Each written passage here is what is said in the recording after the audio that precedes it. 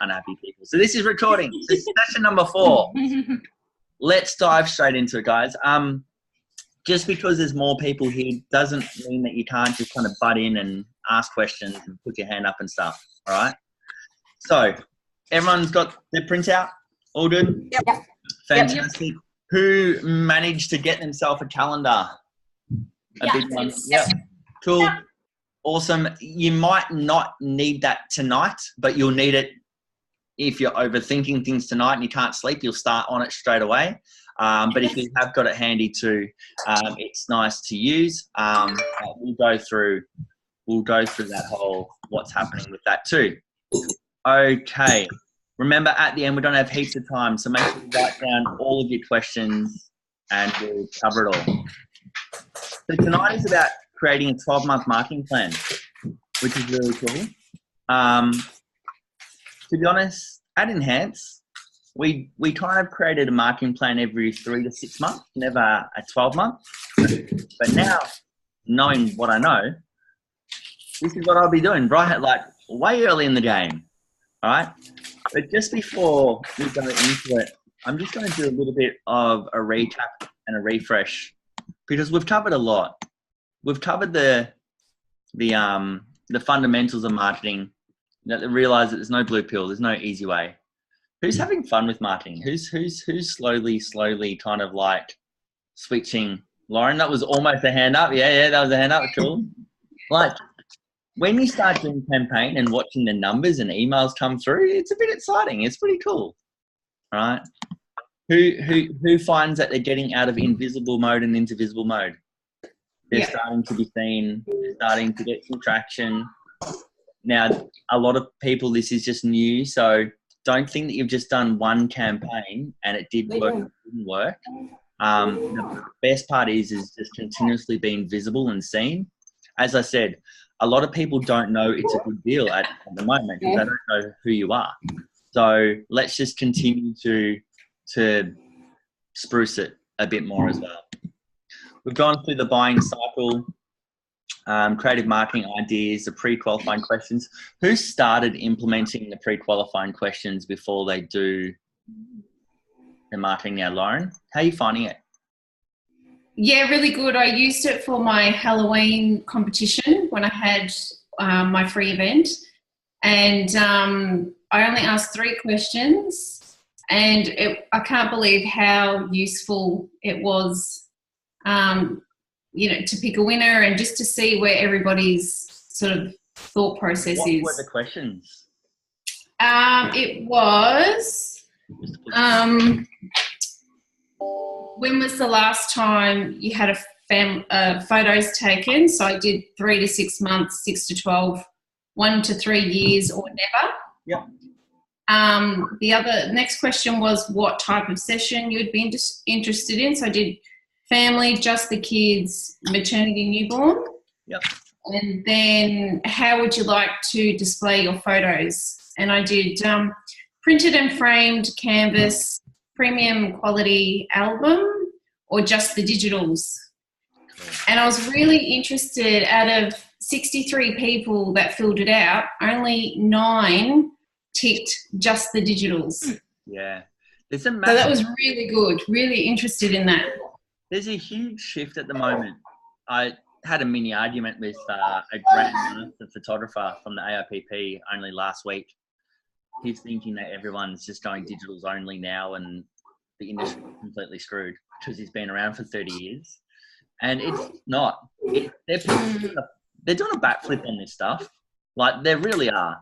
They're digitals. People realize they're not doing anything with them, which is it's awesome.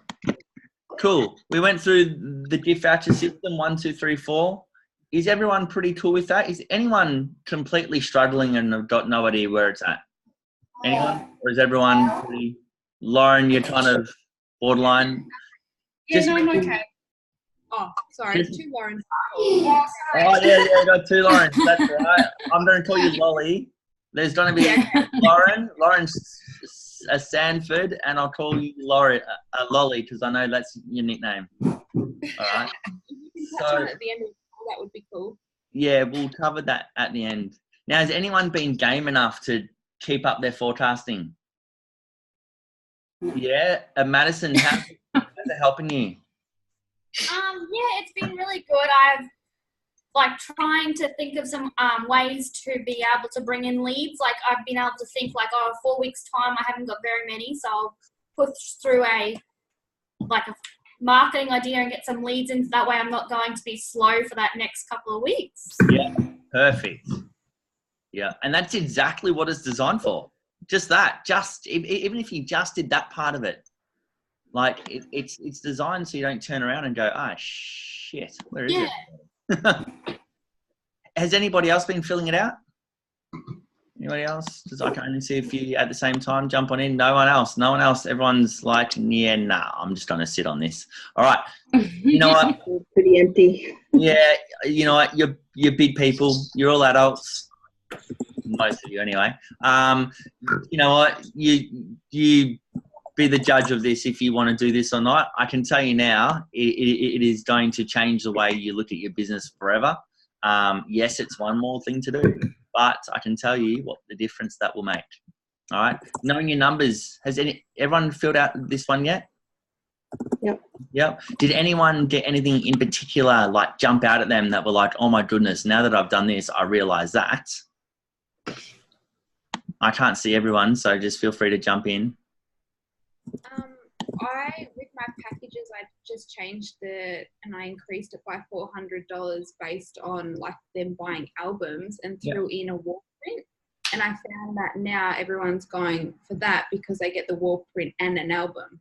Yep, cool. Awesome. So now that you know that information, what are you going to do about it, Lola?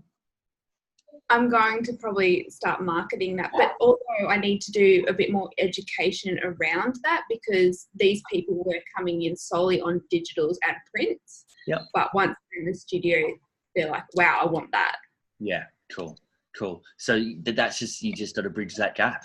Like, you know the fitters now, so it's just a matter of using what you know to your advantage, which is awesome. Anybody else? Anybody else find this? Anybody else get some stats? Hannah, I'm going to pick on you just because you've done lots of shoots. Did you do this? Did you kind of fill it out? I haven't had even friggin' 3 seconds to like have a bloody shower. I don't want to know that much, but anyway. Yeah, cool. Everything in this whole course so far is like, yep. I'm going to do it as soon as I have a second. We're coming into your busy, well, everyone's busiest kind of season. So this might be something, Tanner, that you'll just kind of get all the knowledge from the different parts. And then tonight just kind of bring it all together and set up a game plan more for 2019 than actually doing it now. I'm really excited to have that giant calendar because then I can actually see at a glance what the year does look like, and then see where the quiet spots are. And then, because I'm really struggling to get my head around like Studio Ninja and not being able to see my week in front of me, like a book kind of like just it's there. Yep. So having that giant calendar is going to be good for me, I think. Yeah. And this is where, like, knowing your numbers here, Studio Ninja can't do this. And even Tave is pretty good. Jacinta's just been locked out. Our internet has just dropped out again and locked me out, so not sure if I can get back in once it's up. Yeah, she can. She can just click on the link. Sorry. You can just click on the link. Sorry. Oh, I can't spam. If it doesn't work, Mark, she can join via her phone. Yeah, I'm sure it can. People, it happens every now and then. Yeah, it can. I'm positive. Yeah, cool. I was just saying, even Tave can get information like this, but really get into nitty gritty of it. This content's awesome. Yeah. All right, now you will need this number specifically. So can everyone make sure that you have got your number from week number 1? We need this number specifically. Okay, so make sure you can find that in your books. Now I'm just going to go through 10-second elevator pitch. So we've done a lot. The 10 marketing plans. Who's actually gone ahead and done something with the marketing top 10 tips, top 10 things? Lolly, I know that you did. Kate, I saw that's something that you've done as well. Yeah, I launched something last night. Yep. Cool, cool. How's it all going, everyone? You can talk to me. Don't hold back. I've got, I don't know, 22 leads that have come in so far, so not heaps, but I suppose it's targeted more at newborns, which my page is normally a lot more towards family. Yep. So I've just boosted it tonight, so hopefully it'll reach a few more people, and I've got another page going to share it for me as well, so we'll see what happens. Yeah, cool. Awesome, awesome. Okay. Have you thought about doing something like I was doing the same thing on newborns, and then I've just opened it up to newborns and family to try and get more in? Yeah, I'll see how it goes. Yeah, think about that. Thanks, Laura. Cool. Awesome, cool. So then we've gone through all that, all the 90 marketing ideas. Don't you realize that just marketing is just everywhere? Like, it's just everywhere. There's an opportunity for everything. And it's just a matter of going, I'm going to do this, or I'm going to take it here. And it's just thinking outside the box and stretching and making the most out of every situation, which is really cool. All right, let's dive into this. So, 12-month marketing calendar. Top 5 marketing ideas in your book, in your little booklet. I just want you to write down. I want you to actually do this. What are the top 5 marketing channels you want to focus on in 2019? Like, what are the top 5? What are your top 5? So, Tanner, in your case, you're banking on a heap of stuff. You're just sitting back and just kind of waiting till next year. What's the top 5 things that you want to really kind of get yourself stuck into?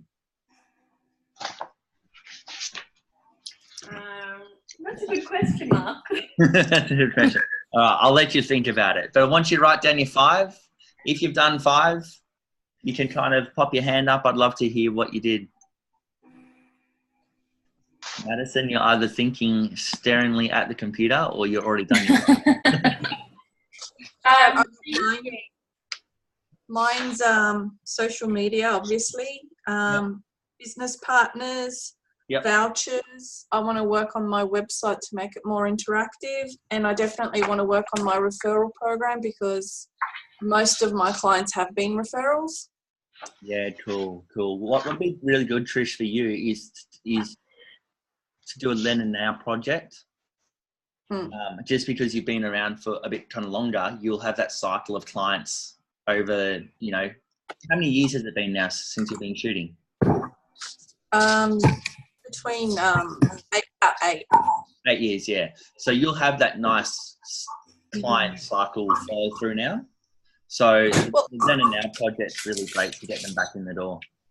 Well, I've sort of expanded my sales strategy to include grandparents to increase my sales. Yeah, perfect. So I was running a grandparent of the year towards the end of the year because I've had a few grandparents come through. Yeah, that's cool. That's a lot of fun. And look, we all know that generation shoots are your biggest spenders. So get all over that, Trish. That's amazing. Awesome. All righty. Cool. So has everyone got their 5 things that they want to work on? Yeah. Oh, and emails. And emails. Cool. Look, Madison, what's your 5, darling? I've got my website. I want to improve it, add like the website hook and all that kind of thing. Yep. My referral program, because I don't currently have one, so I want to implement one. More on the gift vouchers. I want to get, I've got expos written down because I do about 4 expos a year at weddings, expos and baby expos. So I want to just build around those so that they're getting more leads and that through it. Yep. And I've got out the sender card thing, but I think that'll come back to maybe referrals. I'm not sure. Cool. Awesome. Okay, cool. We're going to keep moving on.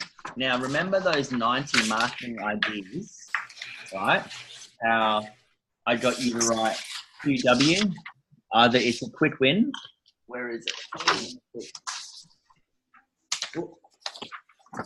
Remember how I got you right? Q for quick win and L for long-term plan. I just want you to flick through, everybody, to flick through their booklet, and I want you to write your top 10 quick wins that you can do really quickly in marketing. So just spend 2 minutes, go through your booklet, anything that jumped out at you as a quick win, I want you to write down what's your top 10. This is going to be a really practical workshop tonight that I'm going to get you to actually do.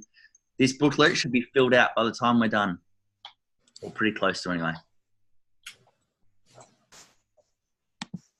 To be honest, I don't need my slide deck. I'd rather just see everybody. There you go. That's better. So all you need to do is to go through your booklet and write down 10 things that have got a Q beside it, and that's all you have to do. Or your top 10, your favourite. Who did the homework before they did it? Jacinta? The 10. What's your top 10? Just rattle them out. Okay, so I've got website hooks, Facebook strategy, SMS, global, get it activated, target repeat clients with a deal to get them back in, testimonial, slideshow clients gallery, packaging and gifts to arrive before the shoot begins, like a stress ball for them to have in labour, so those bulky things, packaging. Yep. Word of mouth, Google review, and magnets for clients to have on their fridge. Fridge magnets. Love a fridge magnet. It's very clever. Julie, what was your top 10? What's your quick win? What's the things you can do super fast? I've got directory listing, practice my elevator pitch, answering machine, testimonial videos, packaging, branding my frames. I already do my mounts, but I'd forgotten to do my frames. A sandwich board sign, create memes with my photos, update database, and dog bowl or similar with families rather than dogs. Yeah, cool. All right, who else is there? Who else can I pick on? Peter, have you done your 10? Your quick win? I've done 5. That's right. Give me your 5. YouTube, add videos to YouTube, feedback, update email signature, website hook, and client gifts. Cool. Awesome. Well, the website hook, to be honest, I don't think that's a quick win. You have to just ask Tanner. Hooking it up to your website and making it work, I put that as a long-term plan for me, but I don't, it's just I find it as a pain in the ass. Forever. But there's a few things like doing your email signature, your voice message, your packaging, like all those simple small things that you just niggly things. What else was there? Stickers is a good one. Kids balloons. Get a gift cards, get them printed. Answering machine, videos. The directories, all those little things that you need to do. Just literally, just get that shit done. It's like a set and forget. Like once you do it, it's done. Now go to your long-term plans. Go to your 90 and write down your top long-term plans. This is stuff that we want to plan for the future. This is for next year. This is like, I would love to do a book project. For me, I haven't written these specifically, but long-term plans would be like the Facebook strategy, Hinders, Fates and Fairs, expos, website hook and email series, a Facebook giveaway collaboration with other businesses, and mini sessions because I'd plan that for next year. Headshot campaign to get a few people in the door from that perspective. Business to business relationships, start meeting other photographers in the area that I can connect with. Oh, I'd definitely do a theme song as well. I still get someone to do a theme song. No one's done it yet, but I'm really hoping someone's going to go, hey, look what I did.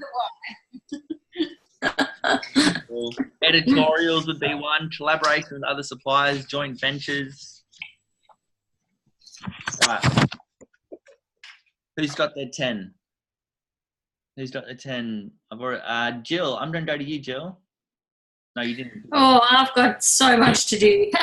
That's all right. That's all right.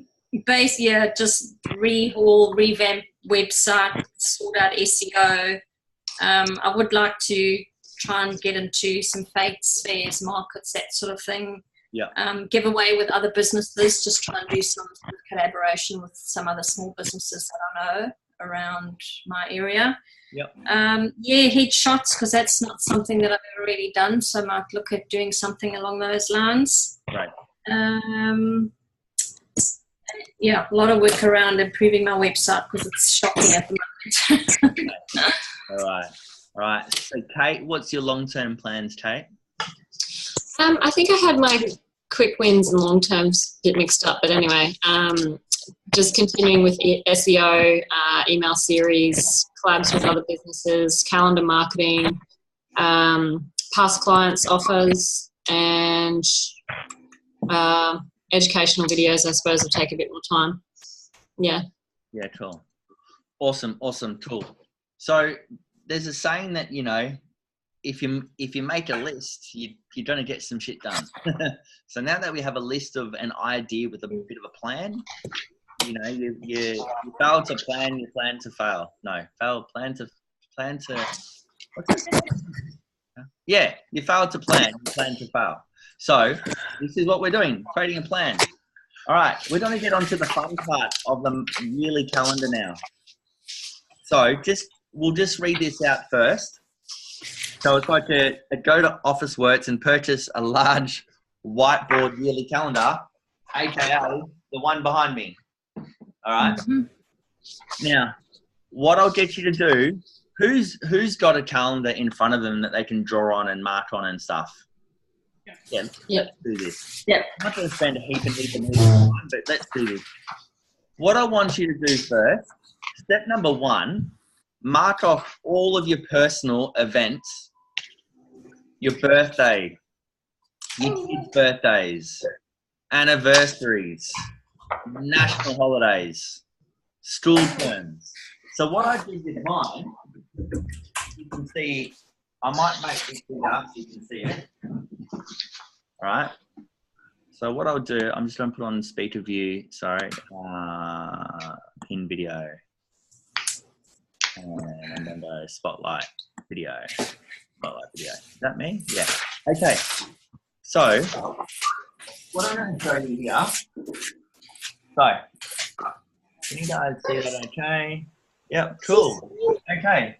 So what you can see here, the blue, I've used blue as like school holidays. Really easy. Map out my school holidays, map out Australia Day, April school holidays, whatever that holiday was, July school holidays, and October school holidays, and then December school holidays. So I know when my school holidays are on. Because my kids are 5 and 7 now, they're both going to be at school for next year. Now, this is 2018, so I haven't done 2019 yet because I wanted to show you what 2018 looked like. All right. Then I marked out any of our personal holidays. So we went to Vegas and to America last year, my wife and I.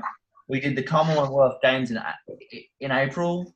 We did a family getaway at the end of April. We did a family trip at the end of June.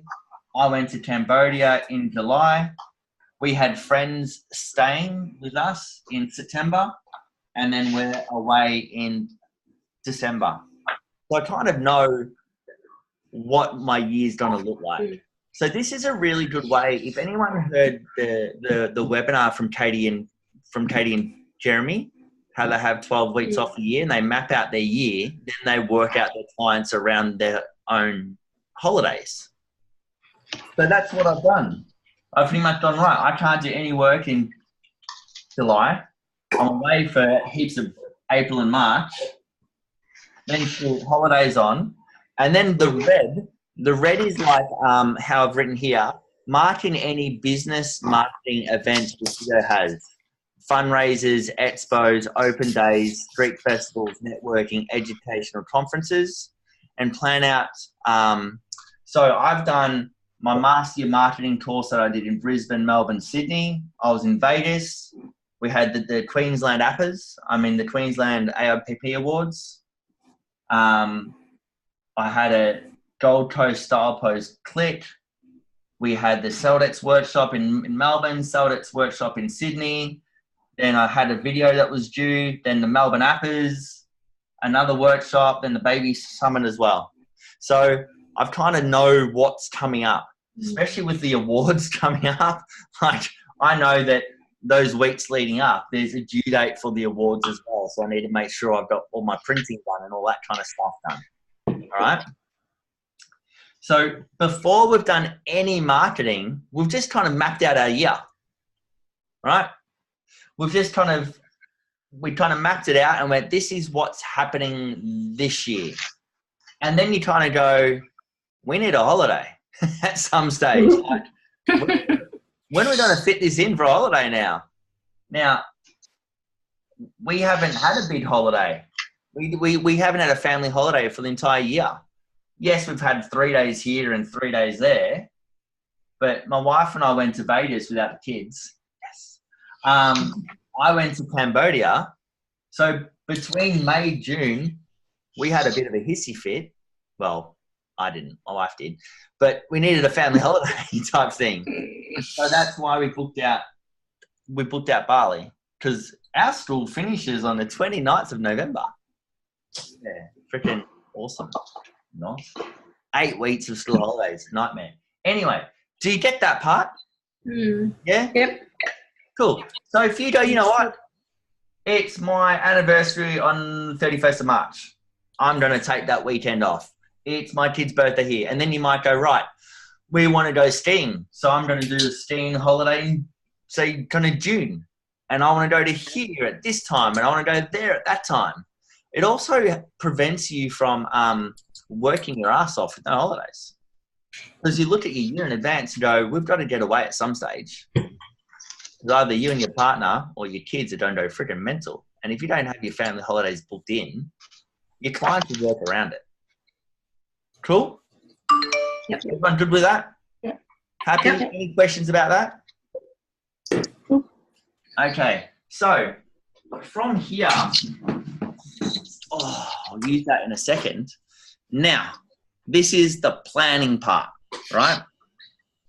This is the part where you go, right, with your little calendar that you have here, what I want you to do, on the top of this page in particular, write down how many leads you needed per year to run the business that you wanted to run. If you can find that information, write it at the top. When you've done it, everyone done it? Yeah, easy.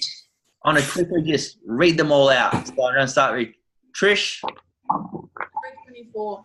324. Deb? Sorry?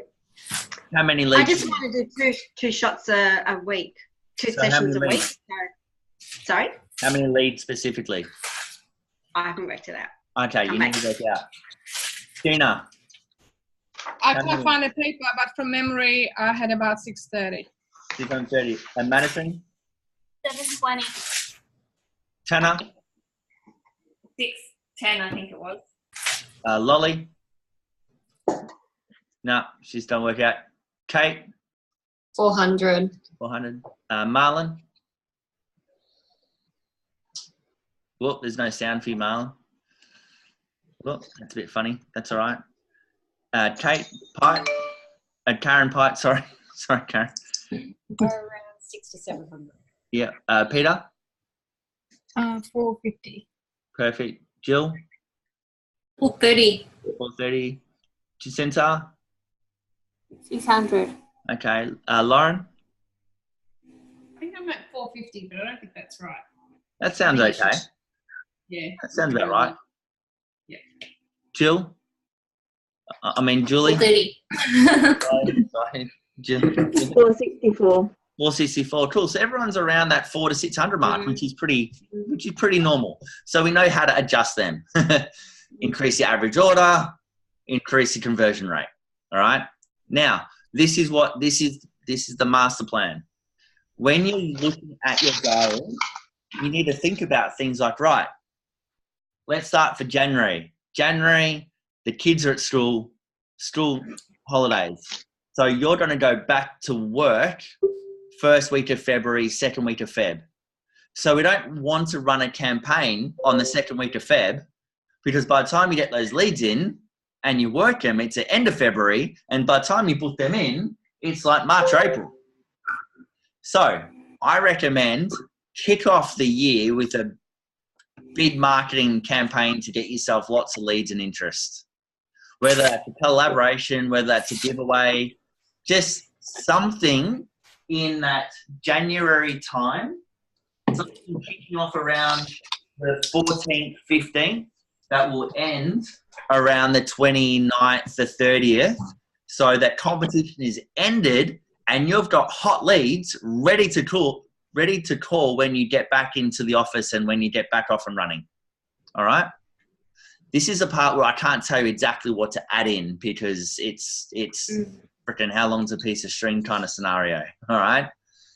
But you can do that straight away. Another thing that you can do, who's got kids at primary school?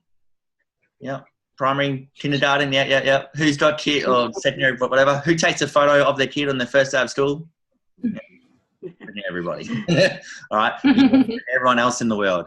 Okay. So your marketing strategy is, today's the first day of school. Here's my little dudes, girls, princesses, whatever, going to school. Post a photo of you and your kids in the comments on a chance to win one complimentary photo shoot worth $500 to whatever, the most fanciest. Some people do 5, some people do 10. Now, I can tell you now, your newsfeed will go ballistic from doing this. You'll probably get 50, 60, 70, 80 people posting photos of their kids. Now, I'm going to be really judgmental here, so please don't stab me, all right? So I'm going to be really superficial and judgmental, all right? But these kids are dressed in school uniform, and you can pick state school, private school, nicely dressed, scruffy, nice garden, non-nice garden, nice photo, shocking photo.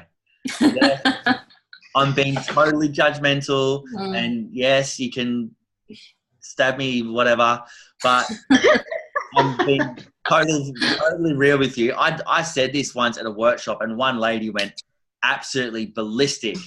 It's like, that's ridiculous. You are so judgmental, and why would you do that? I'm like, look, I can't afford, like my brother's kid's school is like Peninsula School in Melbourne, down in Mornington. I can't afford a $19,000 per year for a grade 3 school. Yeah. But he can. Crazy. 2 kids in primary school. All right? And some people have 4 kids and they're paying 20 grand each. And it's like, they're either your perfect client because they have money, or they're not your perfect client because all of that money goes in education. Right? But you can see where we're going here, all right? So then you can do a pre-qualifying questions and go from there. There's your January marketing, okay? How many leads? Now I want you to write down what's your expected leads from that campaign. Just from those 2 campaigns, a giveaway, collaboration, or something like welcome back, celebrating 2019, you might get 20 leads, you might get 100 leads. All right? That school thing, you might get 20 leads, you might get 100 leads. Now, if you get 200 leads for both of them, there's 200 leads already to kick off your year. All right? And most of you only needed 400, and we're already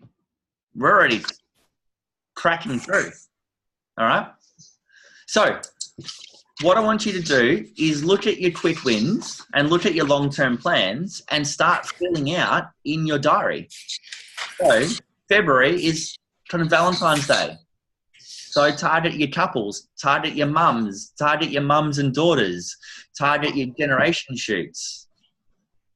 Then you might do family of the month every single month. You might do family of the season. So then write that down. You're going to do that in March. You're going to do that in June. You're going to do that in September. You're going to do family of the year in December. So what I'm going to do, I'm just going to keep on rattling ideas, and I want you to start filling out just this page, right? Just this part here that you can see, all right? So I'm just going to rattle ideas. So, Madison, you said you've got your expos. What month is the expos? Write them in there. Family of the season. Write them in there. Your calendar years. Valentine's Day. That's in February. Mother's Day. May? Is that in May? Yep. Father's Day. I don't even know Father's Day. I've got 2 kids. I'm trying to remember. I think it's September. Is that right? Yeah. And then you got Christmas, which is obviously in December. Now, that photo, take a photo, post a photo and post it up. Do that for Halloween dressing. Do that for Christmas this year. Take a photo of your kid in front of the Christmas decoration. Is your tree up yet? That's your promo for your 1st of December.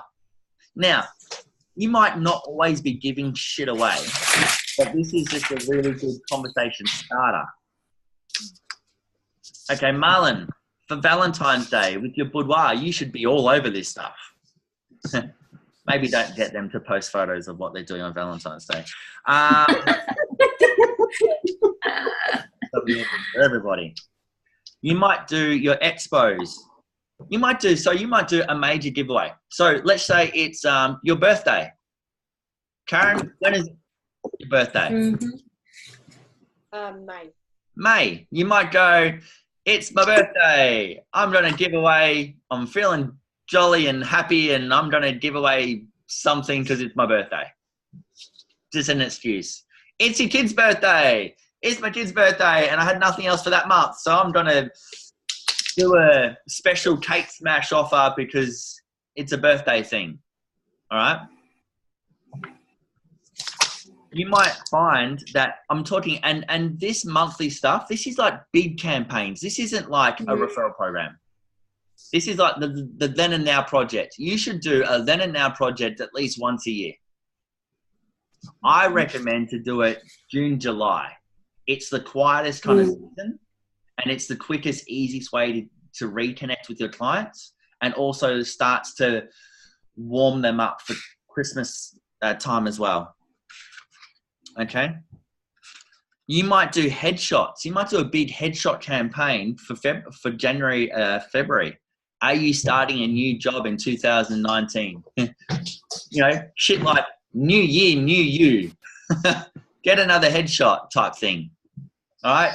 And Madison, it's the most popular time that people get engaged is over New Year's. So on the 1st of January, you're like, congratulations to all the couples that got engaged overnight. Cool? Yeah. Is this helping? Yes. Or am I just rattling stuff up? Who's almost done? Who's almost done with their monthly calendar? Getting there. Who's like 90%? Who's like 80% there? Okay. Tanner, do you want to just read out your January, February, March? Actually, yeah, read out what it is and how many leads you're expecting. I don't know about leads expecting, but January I got the school photo. Kid's photo on the first day. Yep. February, Valentine's Day, I don't know how I approach that. That's right. You have a plan. You can work it out. You've got another 3 months to go. I put in baby of the month for March, but I guess that's for every month. And then I haven't done April, but then there's Mother's Day. I just wrote everything you're saying. That's right. Cool. Awesome. Who's got a Jacinta? I saw you put your hand up before. Can you just read out your months? Mine are probably similar, but I'll probably be targeting my gym around challenges. Yep. So, like, once they've lost all their weight, so an 8-week challenge or a 12-week challenge, yep, I'll be targeting them to have their family photos or have a photo of themselves after that. Yep. So doing that in March, and I could do it in December, but I'll probably be targeting around March because that's when the 12-week finishes. Yep. Cool. What else we got? Just read them out. March, April, May, June, July, August. So not a long time. Mine are pretty much similar to yours. Valentine's Day, I'll probably do something similar to what Brendan was doing with a hotel. Yep. I'll have a promo. Yep. With a hotel or Gold Class tickets.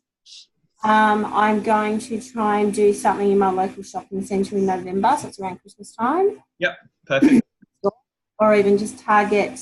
I've noticed that there's signs in either parents' rooms or the back of toilets where you can advertise as well in shopping centres. So yep, I'll do that around the same time, around November and December. I'll put the letter now in June. July, I'll do a Christmas in July. Yep. So pretty much doing Christmas in July. Talking point. And everything else is pretty much the same as what you have had. Cool. All right. Now, I want you to write down everyone who's done the active marketing idea for that particular month. Write down the expected amount of leads they're going to get for that campaign.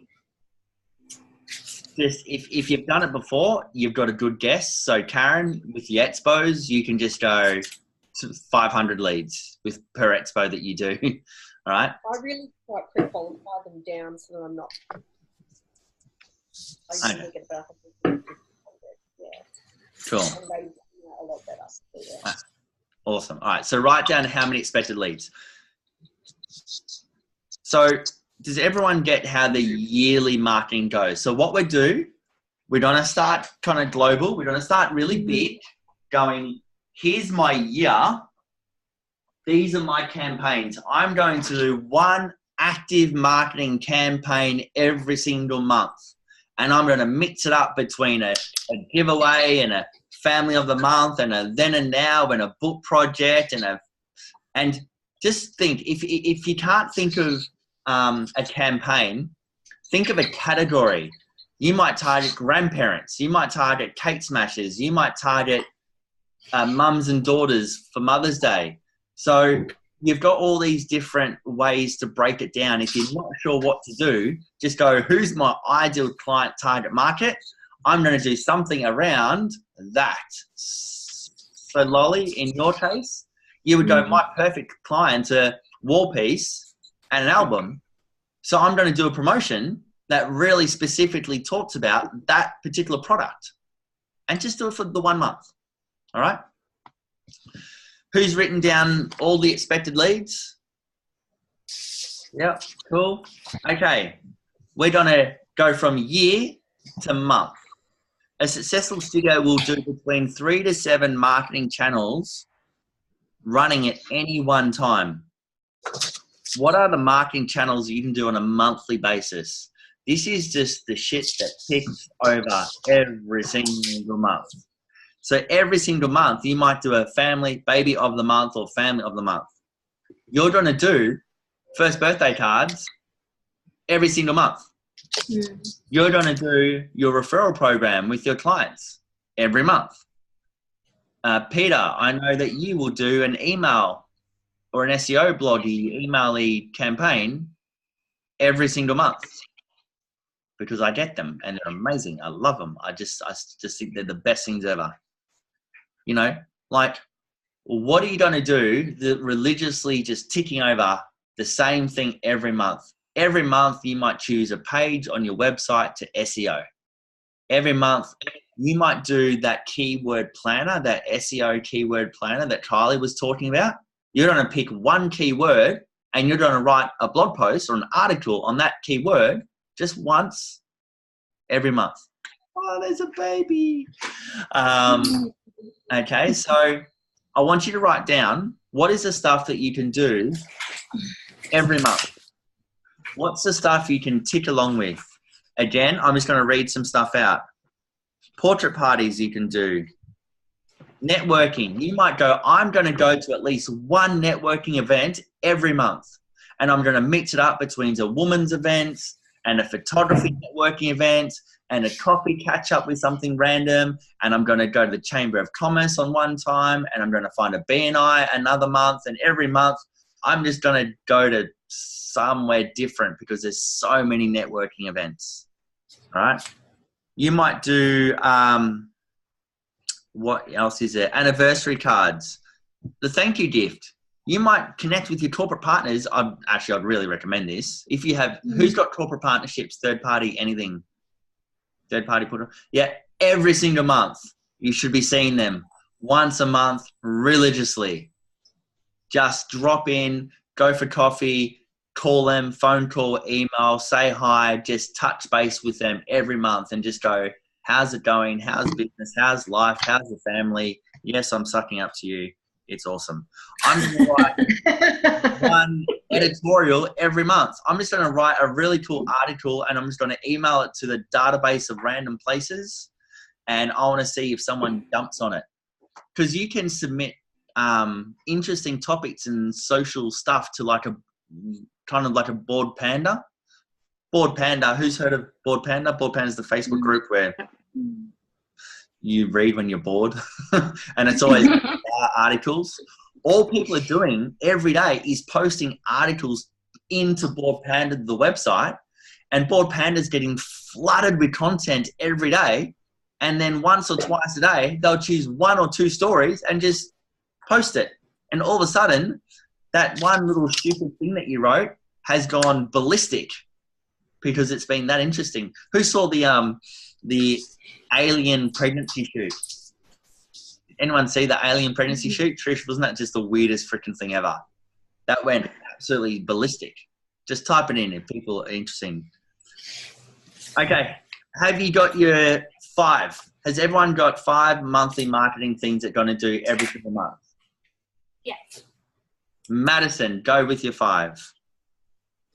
They send out the cards for anniversaries and first birthdays, referrals, the thank you gifts, blogs, and email campaigns. Fantastic. Madison, I want you to calculate all your expected leads. Now, actually, I want all of you. What I want you to do For the whole year? For the whole year plus the monthly. Okay. I want you to write down. So at the top, you wrote down how many leads you needed per year when we did the other when we did this one. Where is it? When we did this, knowing your numbers, right? Yep. Whatever that number should be at the top. I want you to calculate what's the number of your expected leads per year if you did all of these. Okay. I want everybody to do that. With the expected leads, is it just a guess if you don't really know? You just kind of like, I'd like to have. Just a guess. Like, be an educated guess. You're not going to do a first birthday giveaway and expect to get 50 leads. If you say 10 cards a month, well, that's your 10 leads a month. If you do family of the month or baby of the year or baby of the season, to say 5 families, say 10 votes each, which is really conservative, there's your 50 leads. Okay, yeah. Right? So you're going to do, just say you're going to do a mother's, like a grand kind of giveaway. You might go, let's call it 50. Now, someone like Trish, because you've been around a little bit longer and your following is bigger, that grand giveaway might be 100 or 150.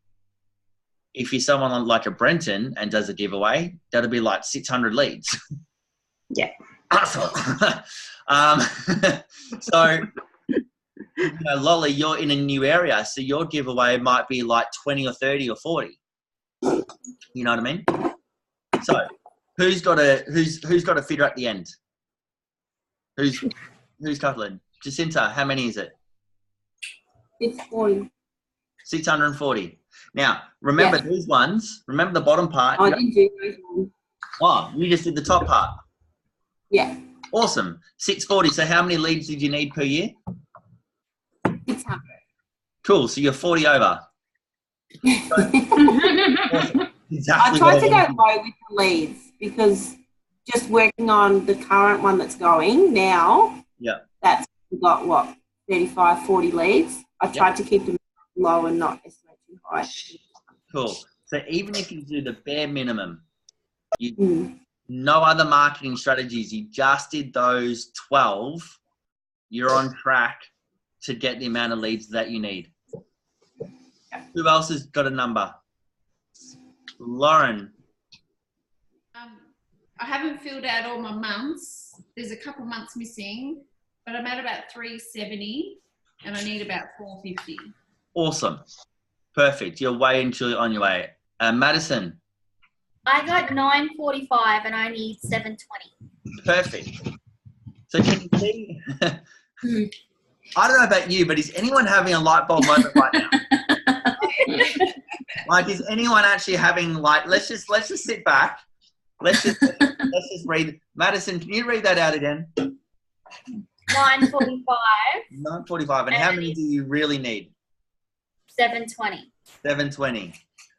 Without doing any other marketing, if you stick to your plan, that's what your result will, even if it was a 200 less, you're still going to get that many people. That is that's not including the monthly people. Because that's monthly, whatever those figures are, times that by 12. Yeah.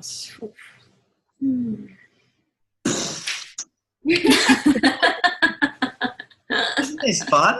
Why's your marketing fun? Now it is. All right. So part of your homework is to go back and do this, really map it out.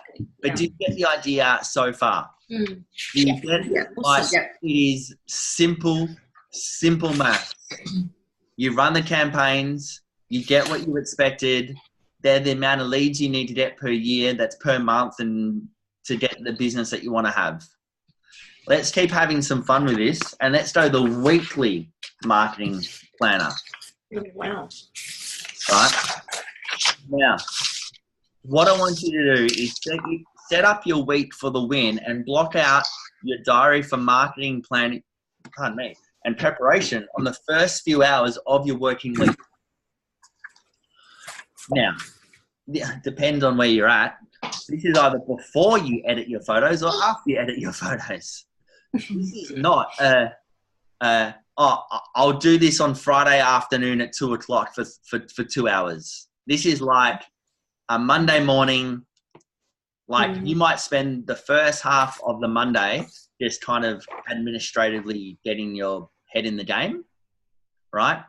So if you find Monday is your admin-y, editing, getting shit sorted kind of day, making phone calls and catching up with people, not for coffee, like real clients and actually doing work, you might find that Tuesday is going to be your marketing day because you can spend the Monday flushing out your admin-y stuff.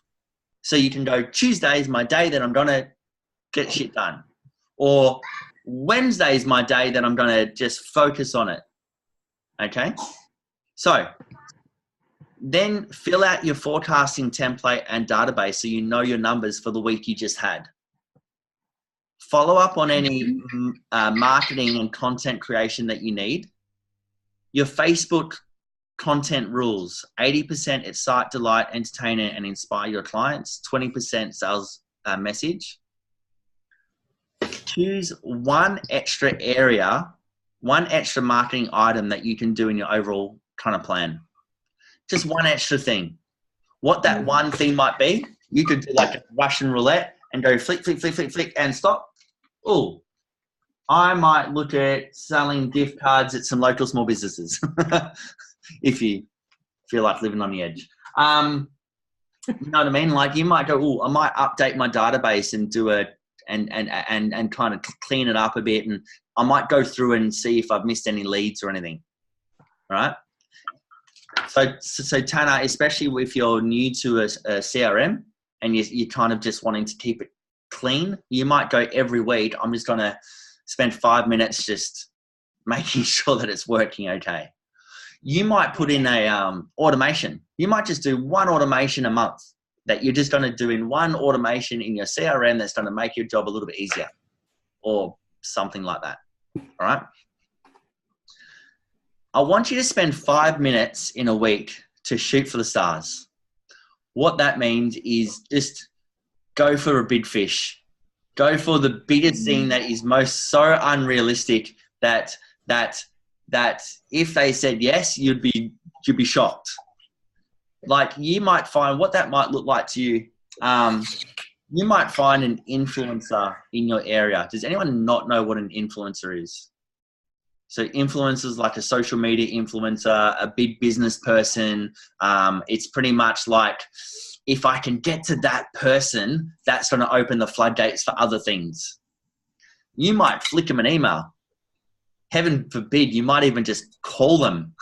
You might find their phone number somewhere and go, hi, I'm Mark. I'm a photographer. And I was hoping that whatever it is that it is. All right. Just do one thing a week that you just are so far out of your comfort zone that they might just say yes. The only reason why I got to speak on the Milky Way, I did the Milky Way retreat, the family one, is I literally just sent a Facebook message. I was like, I should find it. Oh, I won't. It was just like, so cool. Hi, Lisa. My name is Mark Rosetto. I'm a photographer that was based in Melbourne, and I gave her a little quick spiel. It was literally probably about 10 sentences, if that, maybe 5. And I'm like, I'd be really interested to speak at, on your retreat. And then like heard nothing for like 8 weeks. 8 weeks later, Facebook message goes ping. Lisa, we would love to have you on board. Let me know what topic you'd love to talk about. And I was like, no shit. I'm like, you're kidding me. It's so cool. So I'm going to do the same thing with I've more strategic planning for this one, but I've approached Creative Live, and I've got a whole plan for that to go. This is who I am and what I do, and this is some video of me speaking. Let me know what you think, and just who knows. It's what I do awesome. As well. So just shoot for the stars. Just approach that the most exclusive pregnancy newborn hospital that you can find, or obstetrician, or something that's just totally the newest venue that's got the best review. I don't know. I'm just kind of making up stuff now. You get the idea, yeah? Shoot for the stars. All right. Has anyone approached any hospitals or anything with newborn stuff in here? Yeah.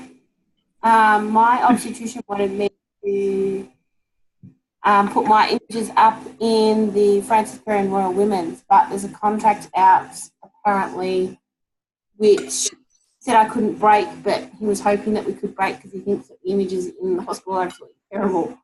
But you can't because they've got contracts. Same with the Northern. Northern did contact me, actually, Melbourne, asking for images, but they were no on the deal and they weren't happy with my deal, so they said no. So I've had no luck. Yeah. Yeah, I've heard it's really hard. So yeah. You've got to get in there. The only reason we're at the Sandringham Hospital is because we've had both of our babies at the Sandringham Hospital. It's all relationship building. This is the shooting from the stars kind of thing, where you just start making connections with people and start being seen. All right. Okay. So social media content planner. You can see a little guide that Kylie did. That there's quote, external links, blogs, video posts, testimonies, resources, educational tips, products, personal conversations, ask a question, fun and humorous content, the day, and a dot. All right.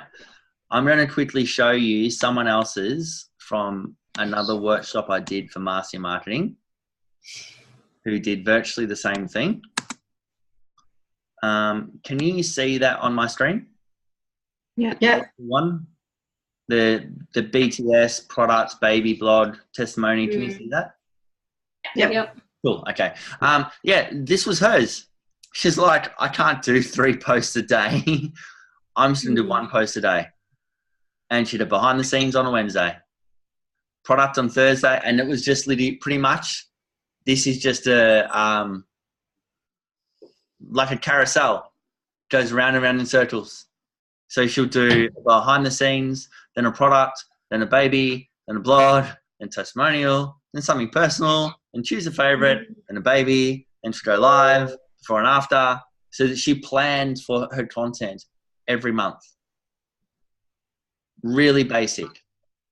So all I want you to do is to write down pretty much your Facebook post idea.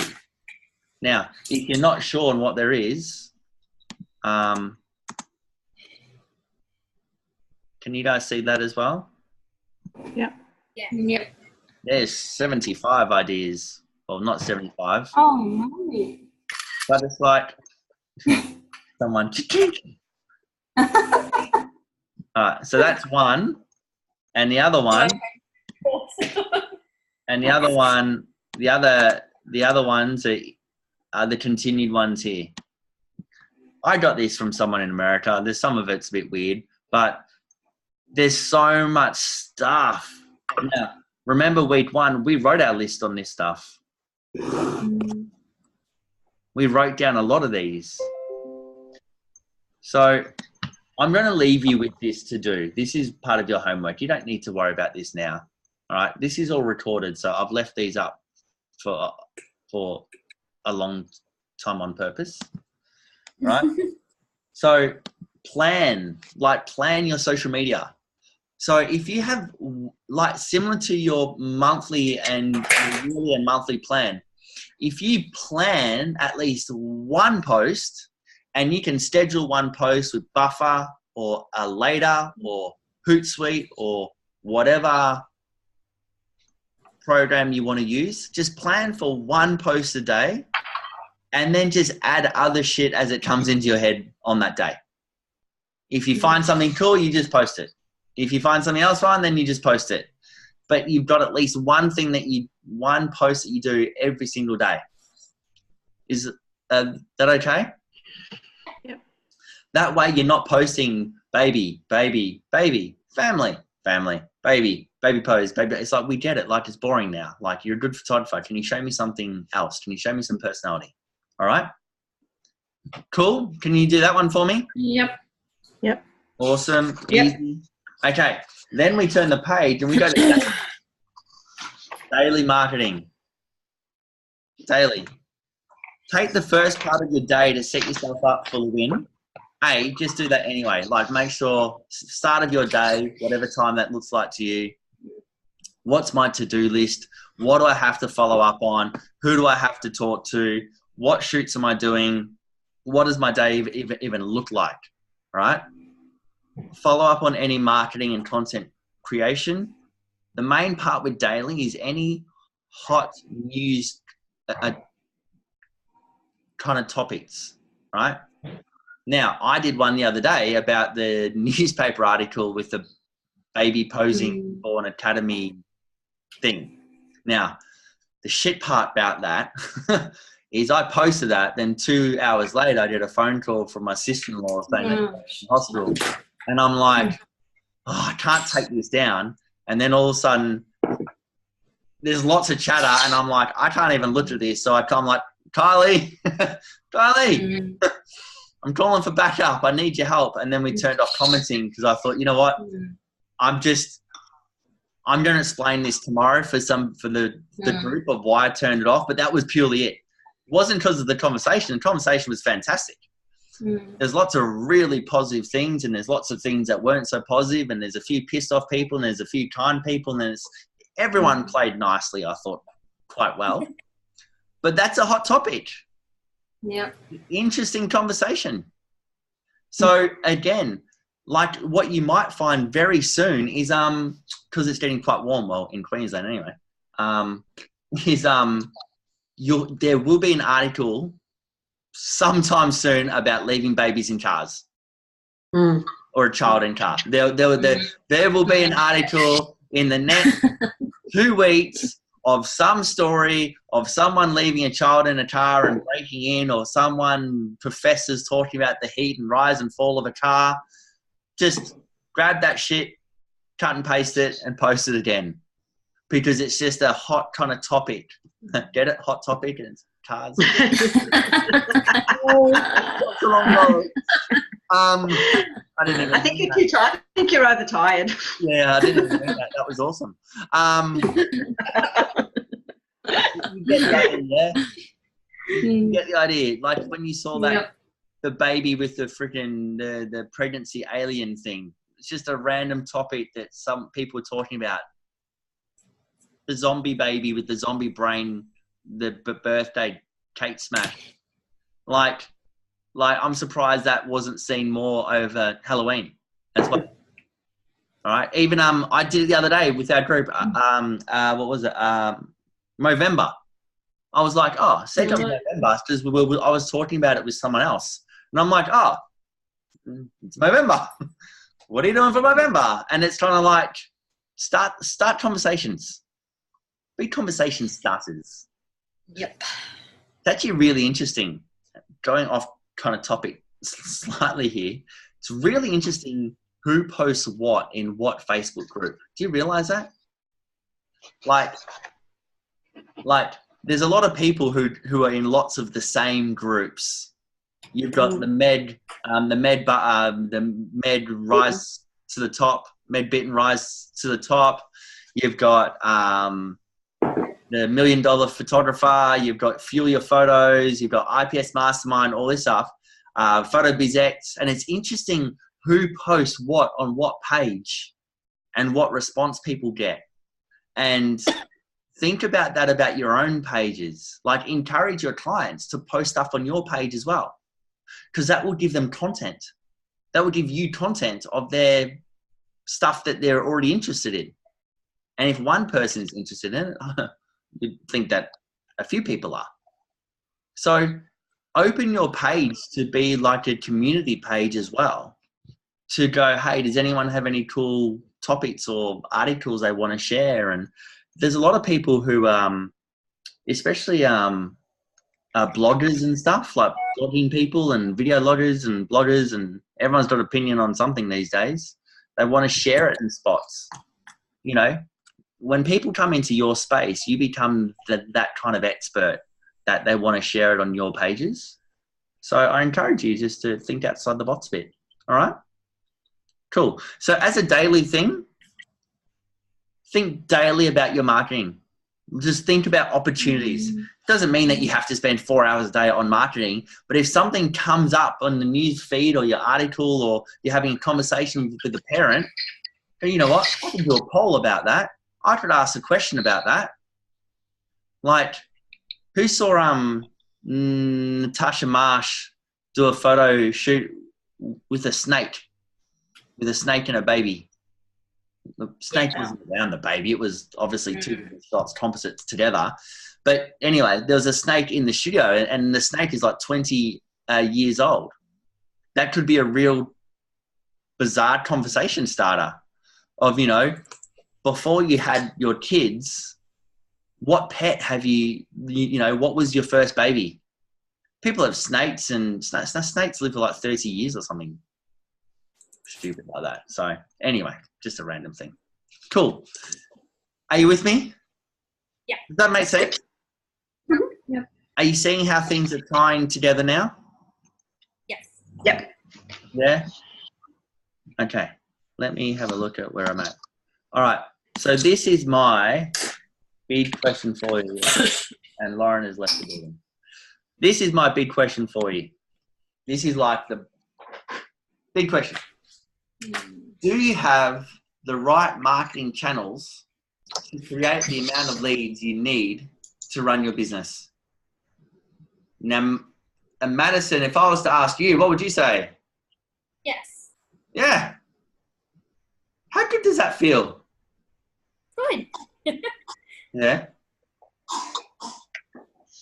And with that feeling of confidence, like, how does that make you feel? Good. Good? Yeah. Yeah, it didn't really work. You're not working with me. Like, isn't it nice to know that you're on the right track? Yeah. It makes me excited for next year. Yeah. What it does too, it stops the fleeting. Oh, new campaign. I've got no leads. What am I going to do next?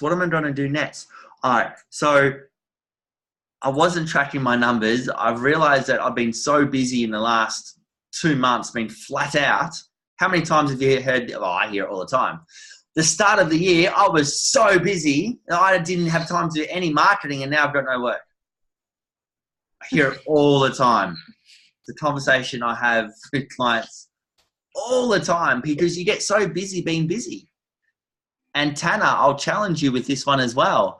Like, it's really hard because you're busy doing exactly what you're trying to achieve. Like, it's exactly what you're trying to do. But the thing is, if you blink and you lose momentum, you go, shit. Because by the time you've worked that out, you're already in it.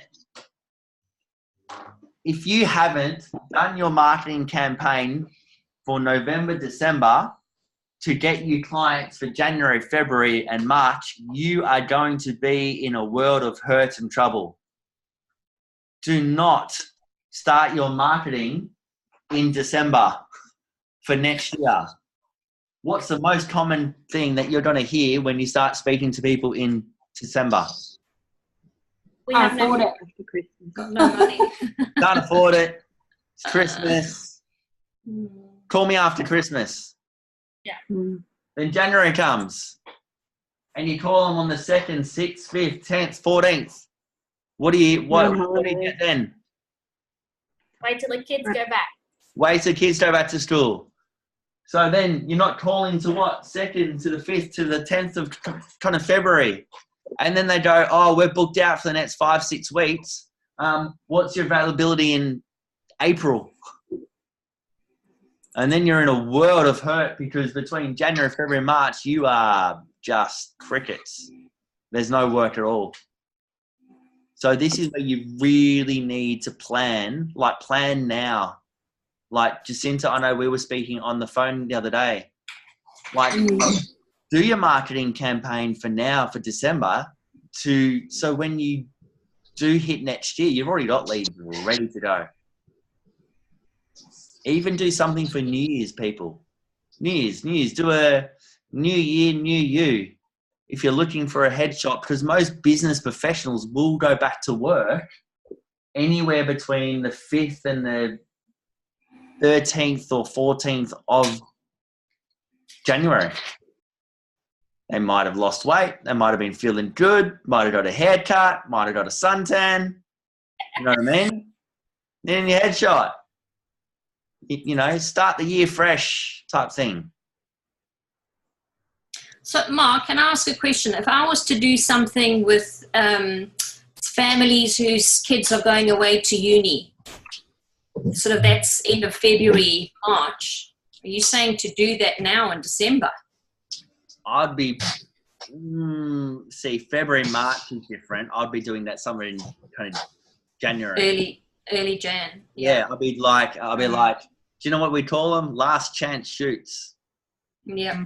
Last chance you're going to have a family photograph as a family before your kids move out and go overseas and have boyfriends and girlfriends and stuff. Okay, so early Jan. Okay. So you'll be like, get out there nice and soon. Right.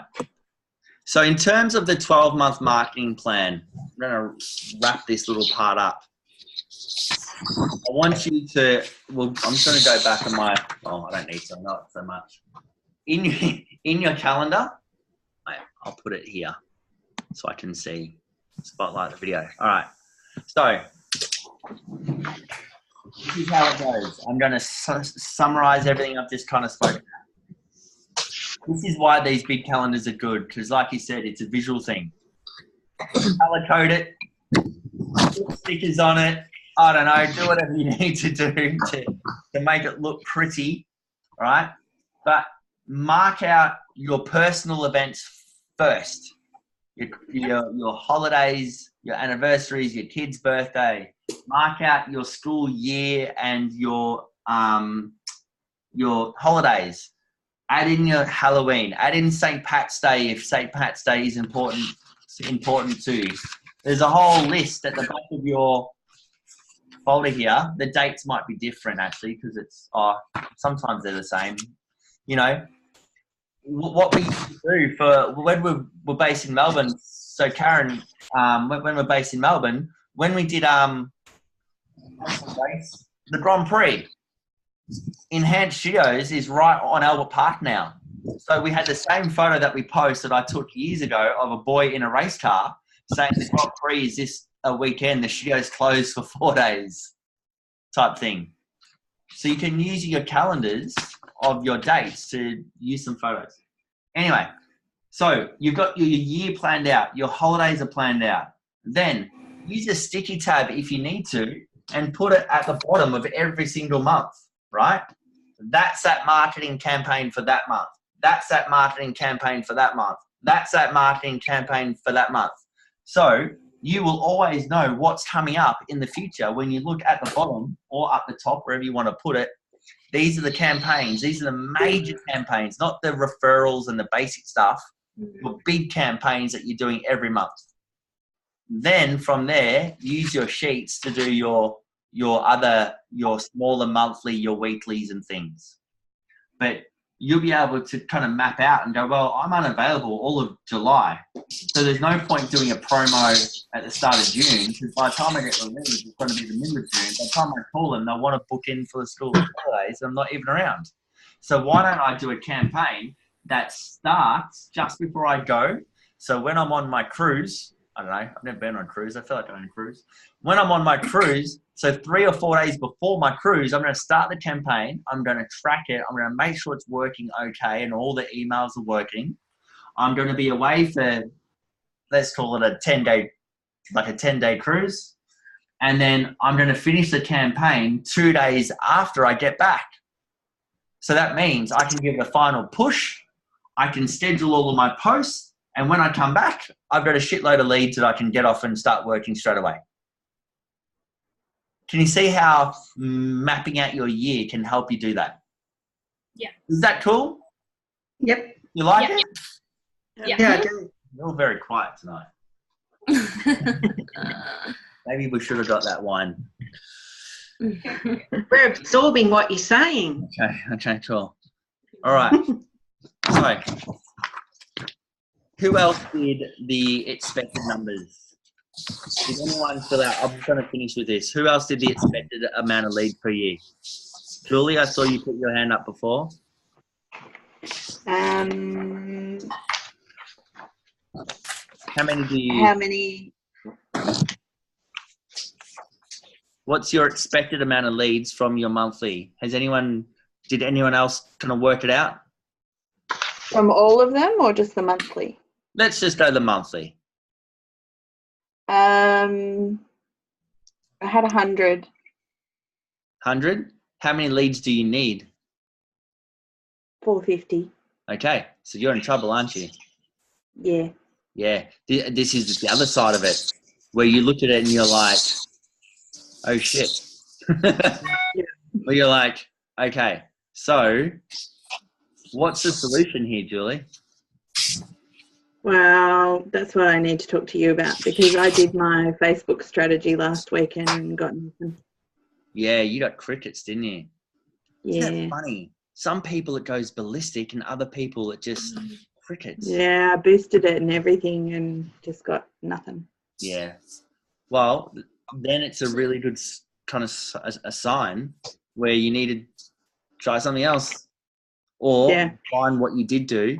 And we need to work backwards and figure out what kind of happened. So we'll talk about that at a different time. But that's a really good realization though, isn't it? Yeah. Now it's like, oh shit, I don't have enough leads. I'm not like Madison and feeling great. I'm looking at this going, I'm 300 short of my goal. And if I don't do something about this, I've already predicted what's going to happen. Right?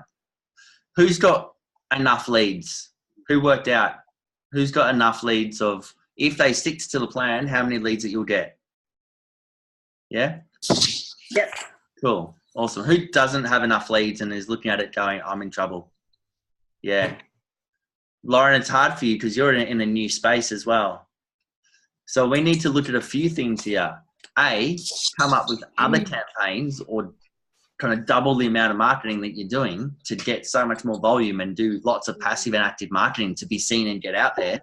Like you might have to go into full hustle mode kind of style where other people are like, they're already quite established and it's working for them quite nicely. Because it's only new. Like, don't feel bad that you're in kind of hustle mode because it's new. You're just trying to find your way still. All right? Cool. Okay. Did that help? Yes, very much so. Is that all right? So, a few things that you need to do is either A, do more marketing, B, get a better conversion rate, or C, increase your average sale. So look at your price list. Like Peter. Like, congratulations, Peter, on your big sale as well. Yay. That's awesome. So yeah, all right, well, Peter's all shy. But no, you did well. Good job. Thank you. And just by changing your price, see, it might not even mean that you need to do more leads. You might just need to change the way you present your price list and be like Peter and earn kind of more money. Mark, can I ask a question? Yeah. Can you hear me? Just with the monthly ones and like the calendar marketing like Mother's Day, is that a monthly thing? Is that like a big thing? How do you turn that into a big thing? Because I don't know, I just feel like I never get any leads from that type of stuff. The Mother's Day. So look, I'll just give you two really easy examples. The basic thing to do is a photo of a mum and kids and say, buy a gift voucher now for Mother's Day for $50. It is a shoot. You'll get what? 2 people, 3 if you're really lucky. Or you do what we did in New Zealand with the mother of all Mother's Day gifts, where it was a business collaboration with about 8 other businesses, came up with a business pack of about $6,000 or something like that, where they created this big lead marketing kind of channel and all the businesses promoted it, and she got like 300-400 leads out of that. So it's kind of taking one thing and just working it in your favor to produce a really cool outcome. And then, but does it feel like then that you're having a giveaway kind of every single month? Does that feel like a bit too much? That's the thing though. If you target your different markets, it won't feel like that.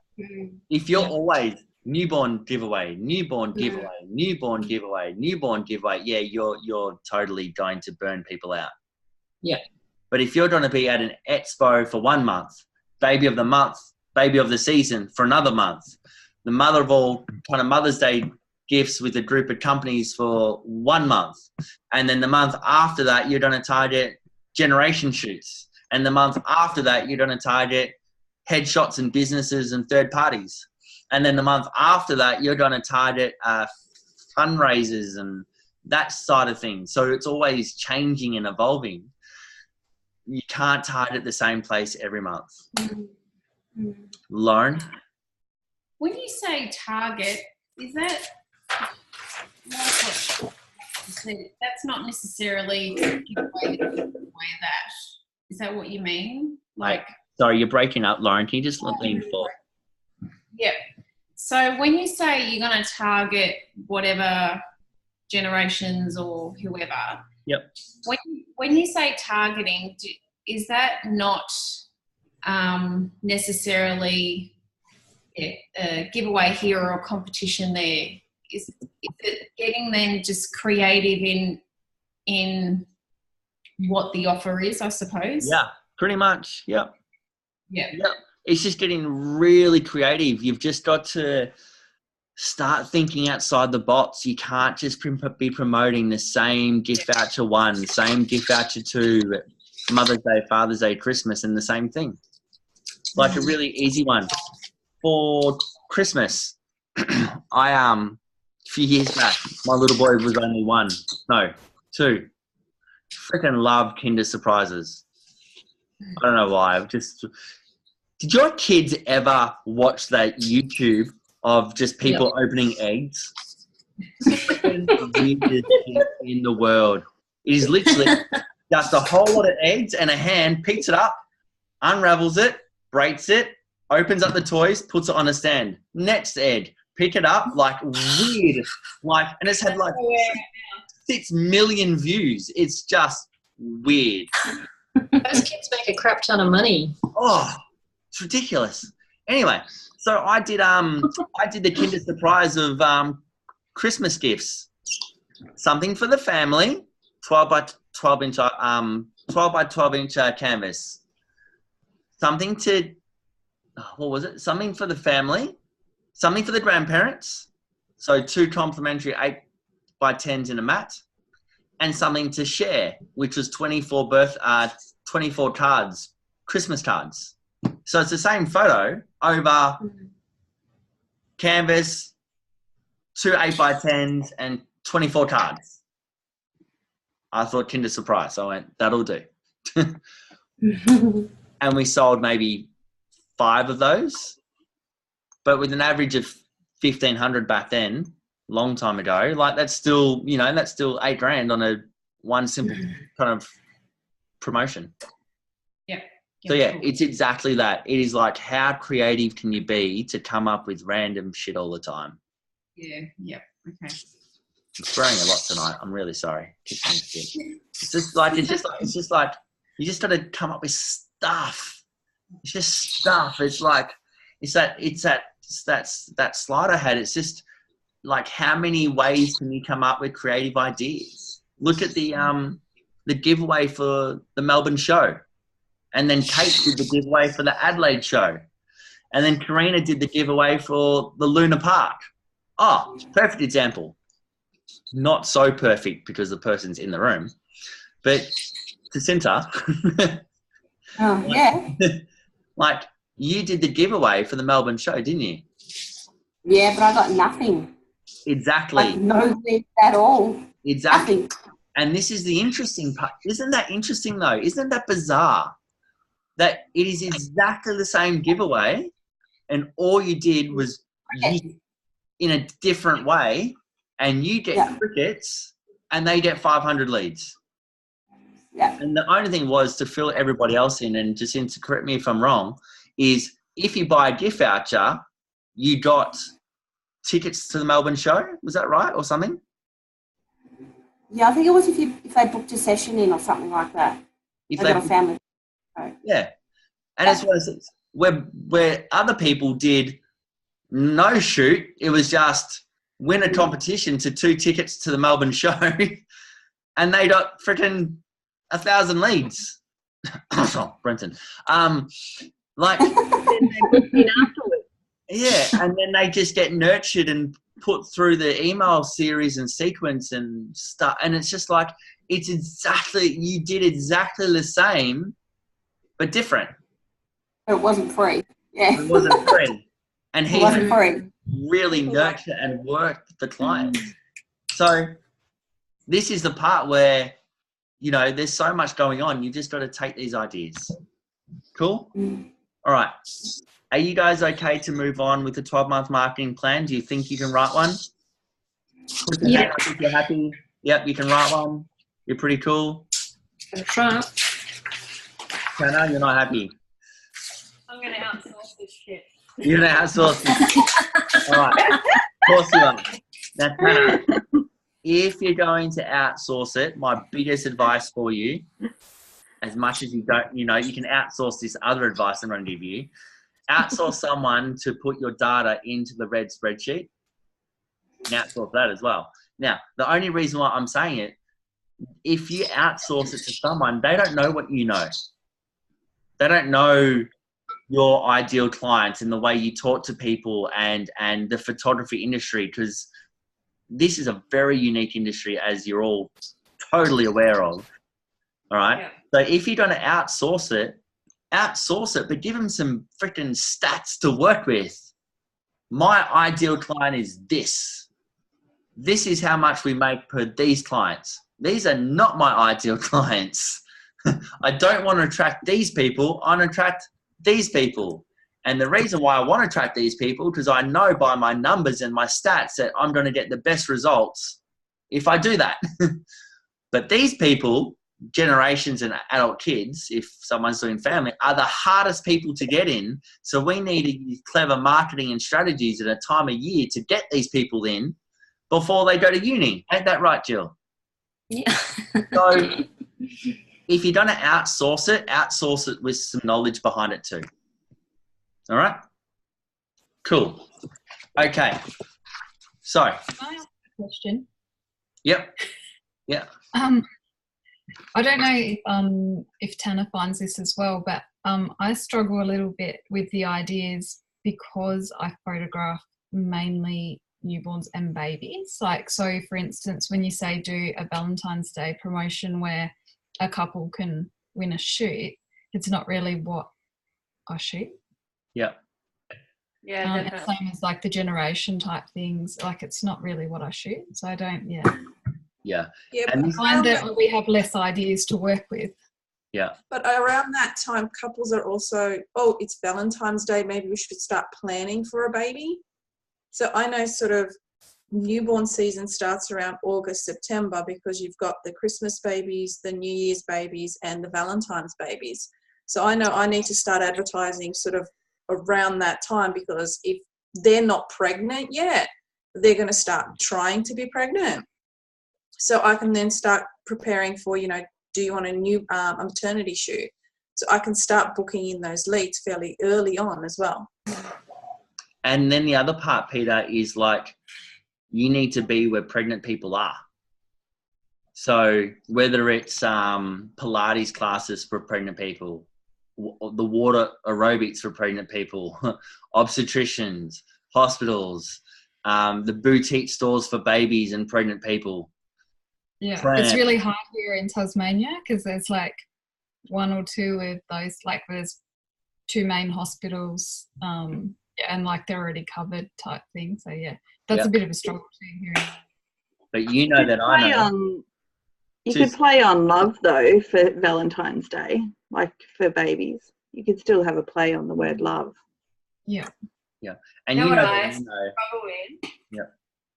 My main thing is like I've got so many photos to post up of clients' babies because everyone lets me share their photos, and there's so many beautiful photos that I struggle with what words to put with the photos to make it like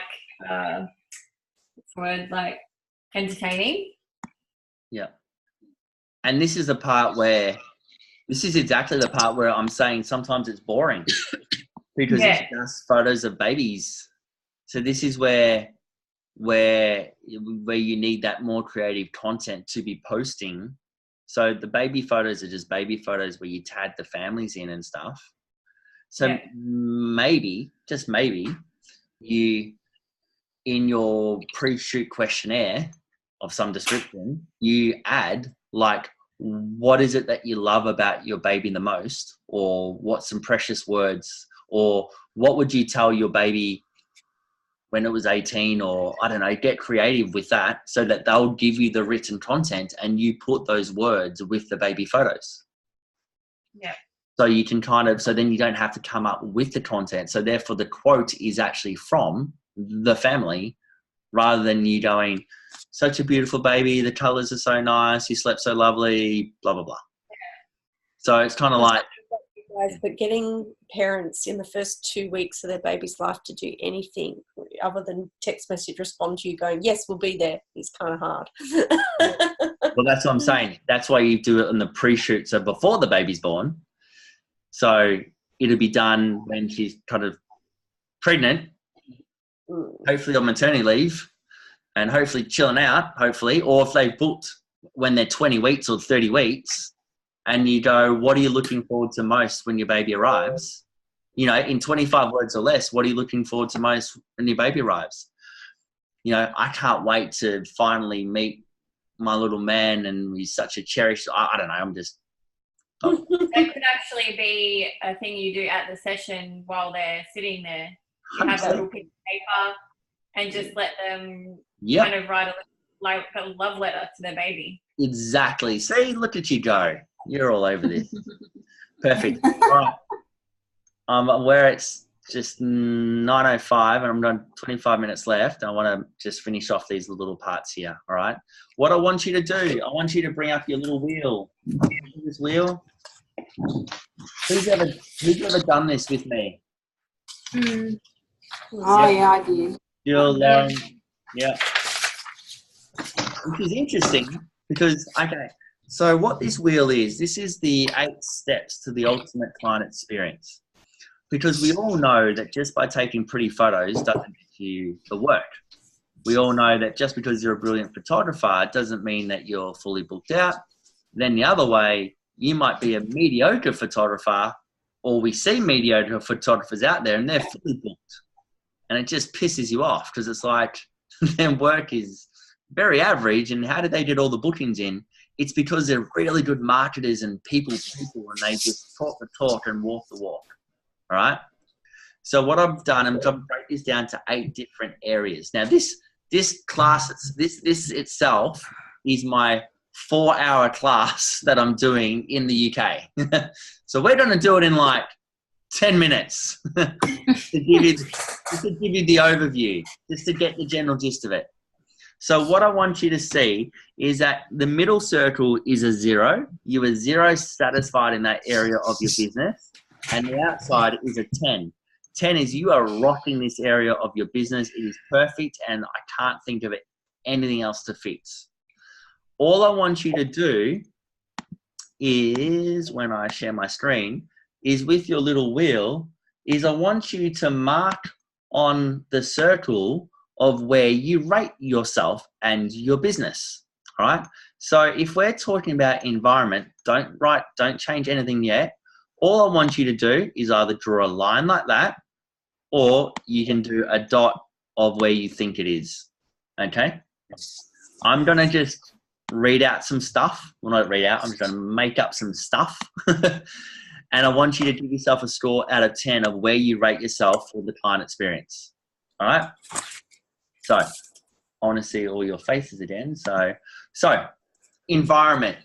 The environment is where you meet and greet your clients. It's the shooting location. It's the design appointment location. It's the consult location. It's the environment that you bring your clients into. Do you have soft music, nice candles? Is it clean? Is it grotty? Is it dirty? Are they sitting on a new couch where it's all like very stylized environment and area? Or is it an old couch that you got from your old kind of like a sofa and it's got cracks in it and the dog hair as well? Are they walking through your entire house to get to your studio, or are they in a dedicated studio space? How do they feel within your space? Are they comfortable? So if it is your house and it's nice and relaxed and warm, cozy environment, fantastic. If it's in a commercial space, is it too clean and cold and commercialized? So the environment is where we meet and greet our clients. It's how they feel about the area and how you feel about your area too. So I want you to take all things into consideration and give yourself a score between 0 and 10 of how you feel about your environment and where you meet them. Even if it's on location, is it the nice beach and the nice park? Is it easy to find? Or is it the stinky beach? Do you know how there's always a stinky beach where the seaweed is? Great location, but gee, it stinks. And all the time, all they're doing is complaining about how it stinks. But the location's phenomenal. You know what I mean? So, price and products, 1 out of 10. Do you have the right price list with the right products, which is profitable for your business? Does the product represent your brand accordingly? Do you have the right products to suit your brand at the same time? Is your price list easy to understand? Is it confusing? Is your price list too low and people getting the low sales, or is it too high and you're really struggling to convert people and get the average that you really want? Is it easy to understand? Is it easy to read? Is it easy to buy? Because a confused mind says no. Give yourself a score, 0 to 10. Phone calls. Love phone calls. 1 to 10. 1 meaning shit house and 10 meaning I'm all over it. Now, phone calls is how you interact with your clients on the phone. Do you like the phone? Do they understand you? Are you happy to talk? Do you hate talking? Is it easy to understand about you and your experience and the service that you offer? And can you explain that nicely on the phone so they can connect with you over the phone? The other component to this is how organized is your phone list? Is it the 30 bits of paper around your desk? So when you do a campaign and you do get 100 leads, is it all on paper where you've got paper everywhere and all you're doing is writing notes everywhere and you're losing track of where you're at? Or do you have it nicely filed and systemized in your CRM and you can go to your call list and you know where it's at any given time? Give yourself a score, 1 to 10. Photography. Photography is the quality of your photography. It's your retouching, it's your images, it's your lighting, it's your skills, it's your style, it's your props, it's your design, it's your locations for photography, it's where you photograph, it's what you love to do, it's your equipment. It is also taking into consideration, are you spending 5 hours per newborn shoot trying to get 10 poses? Or are you in and out the door within an hour and a half, 45 minutes? Are you up retouching until 2 o'clock in the morning and you're spending 10 hours on retouching, or are you spending an hour or two on retouching and just retouching what they order? So take everything into account. Give yourself a score, 1 to 10. Your marketing. Hopefully after this course, this score should be quite well. Your marketing is everything that we've gone through. Give yourself a score, 1 to 10. It's everything. It's the way you understand it. It's the process.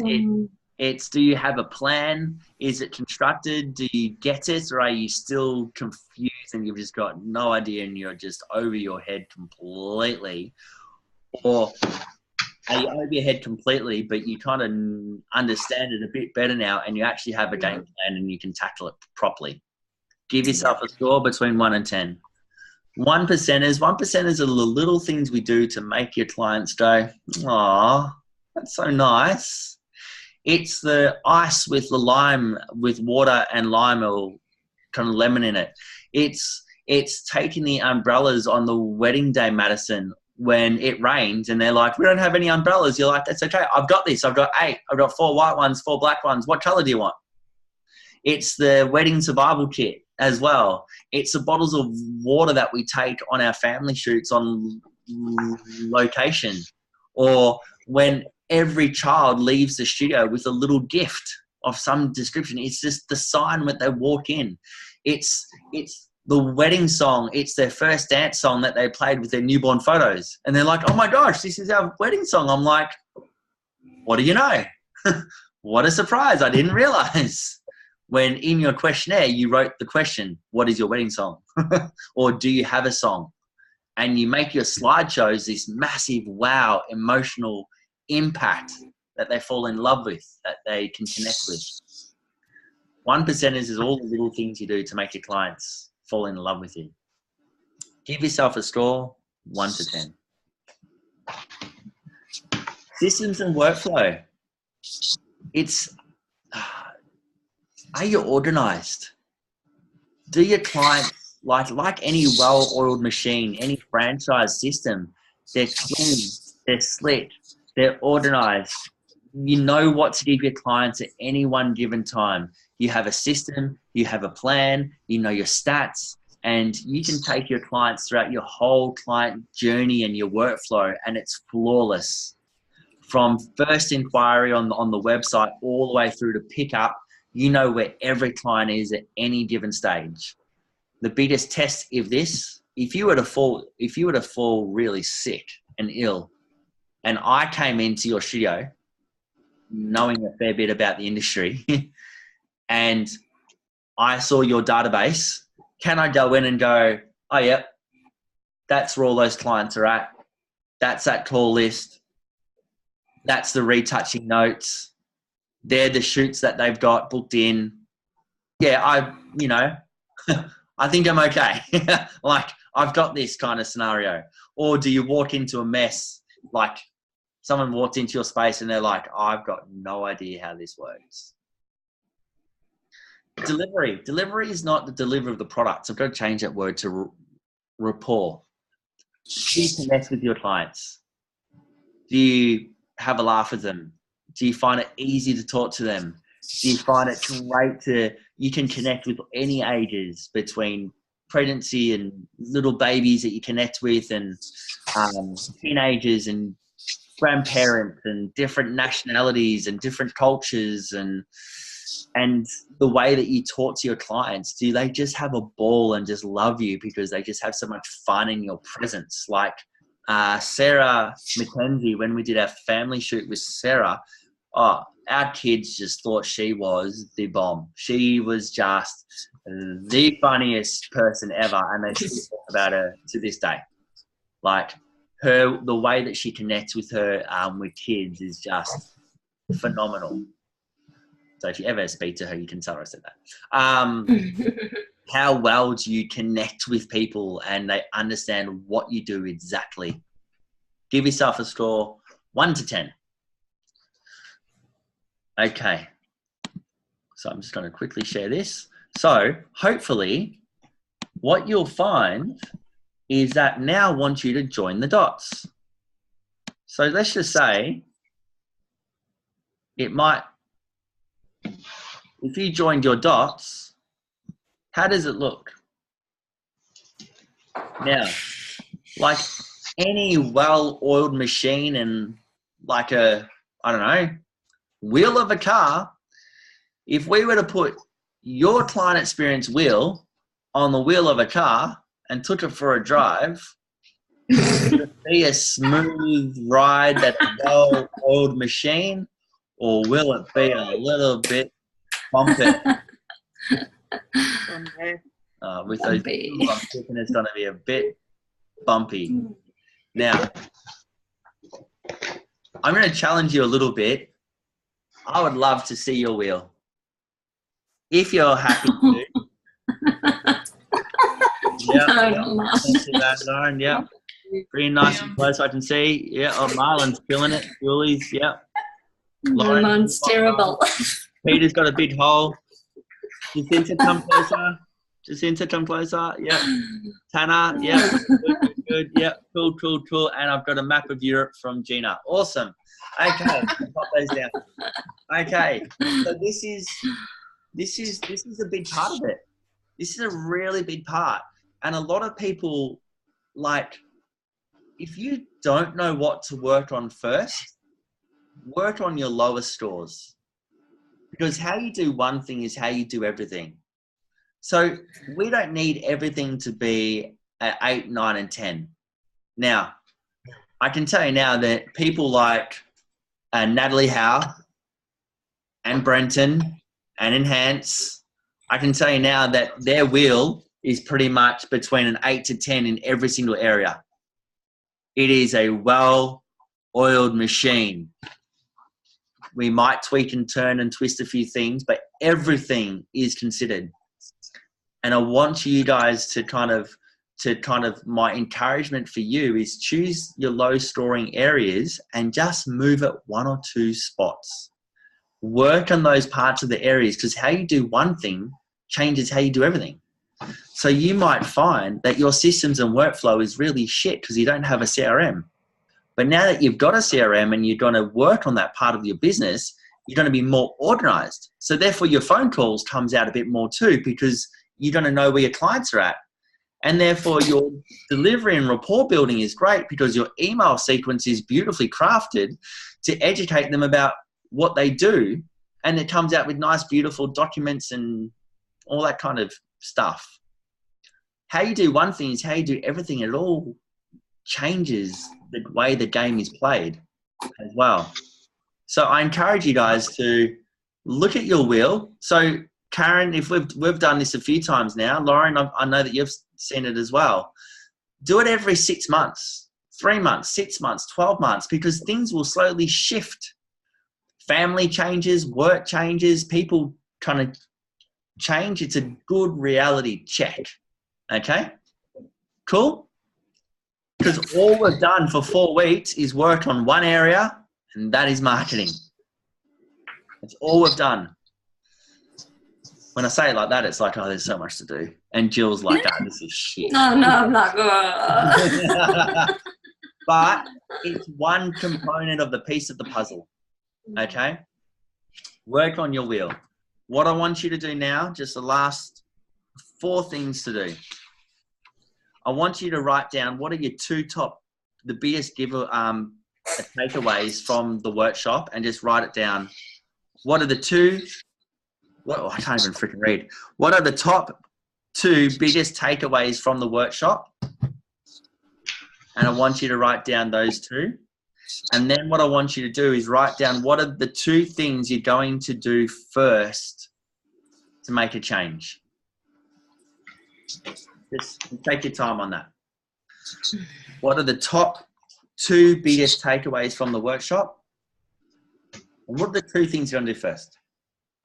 Because there's no point doing this shit, doing this for 4 weeks, spending the time and the effort, the energy, the money and everything in between to go back into life, to go into 2019 like you entered 2018 with no game plan. I really, really want to encourage you girls that you're going to move forward. But I've kind of done my bit for you all. It's just a matter of doing the work now.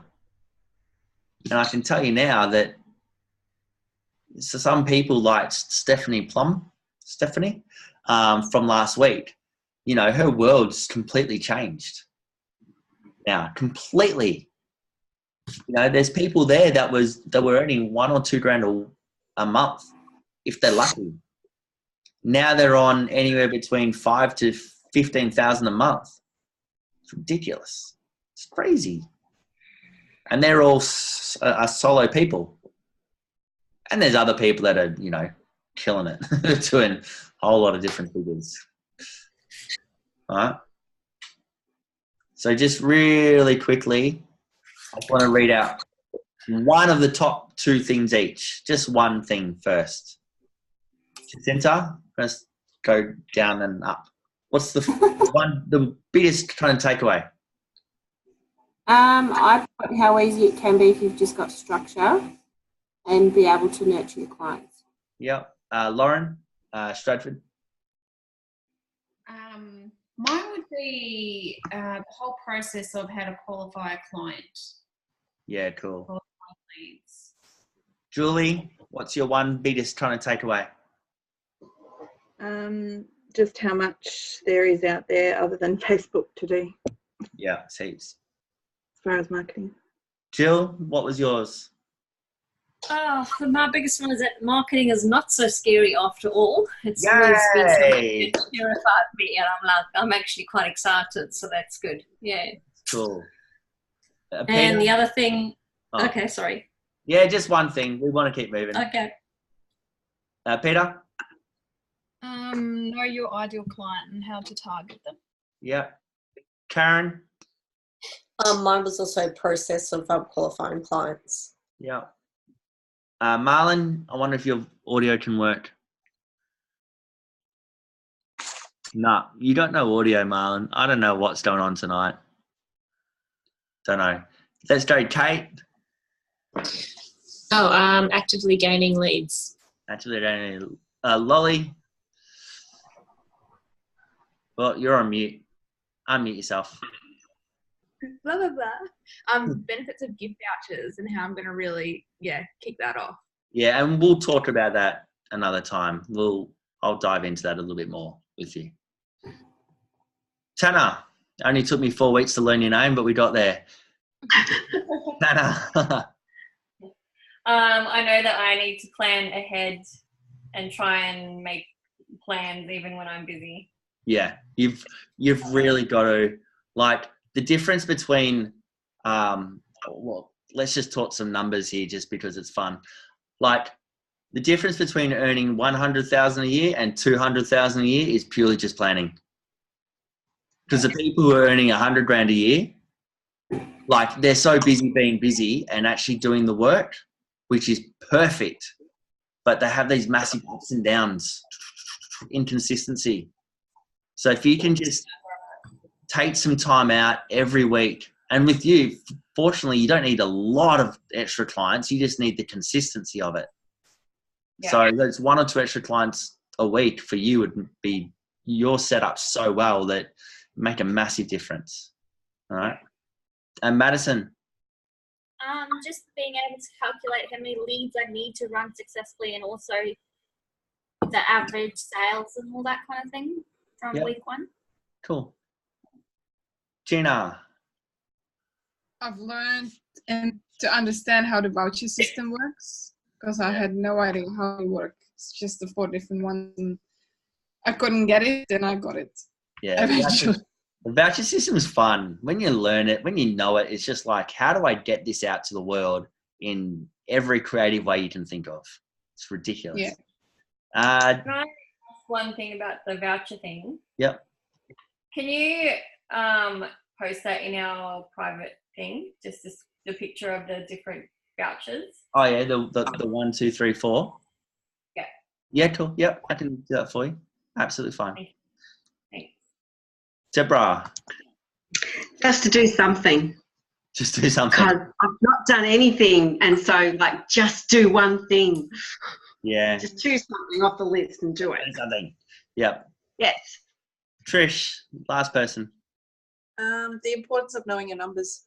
Yeah, it really is.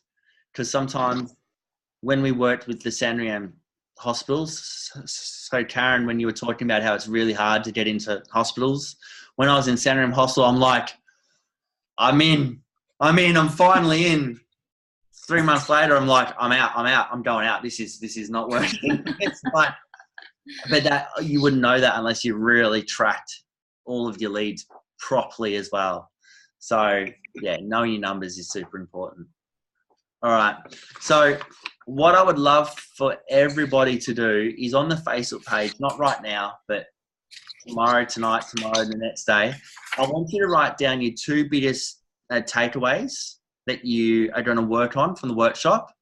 And I want, the 2 biggest takeaways from the workshop and the 2 things that you're going to work on first, because I'm going to hold you accountable to this shit. All right. So be warned, if you write it, I will text you and hunt you down. All right. I'm on your team. I'm here to back you up. If you need hand, just, you know where to find me. All righty. Just give me a call. I'll help you out. Okay. But the whole purpose is that you are moving. You need to be moving. You need to be going forward. So more than happy to support you. More than happy to take phone calls and be like, I tried this and it was shit. Didn't work. What do I do next? And let's try to find that missing link. All righty? Cool. Now, last thing is, that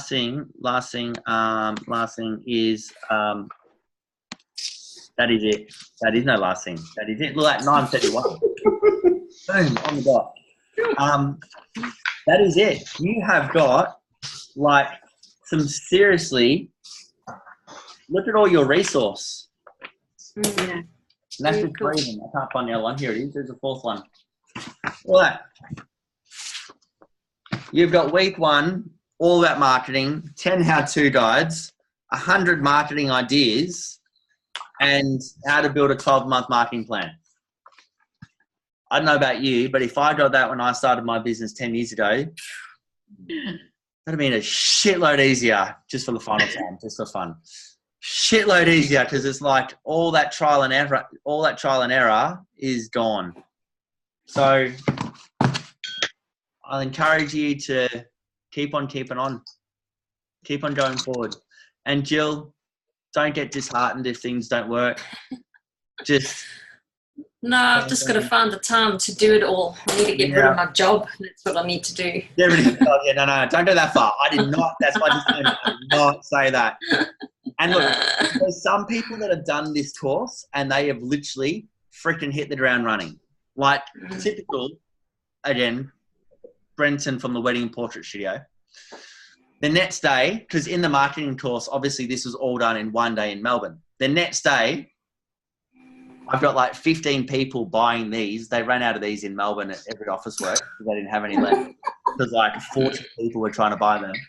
But the next day, Brenton had filled this out every single week. Oh, wow. You should see the photo. I can't share it with you, obviously, because he'll freaking kill me.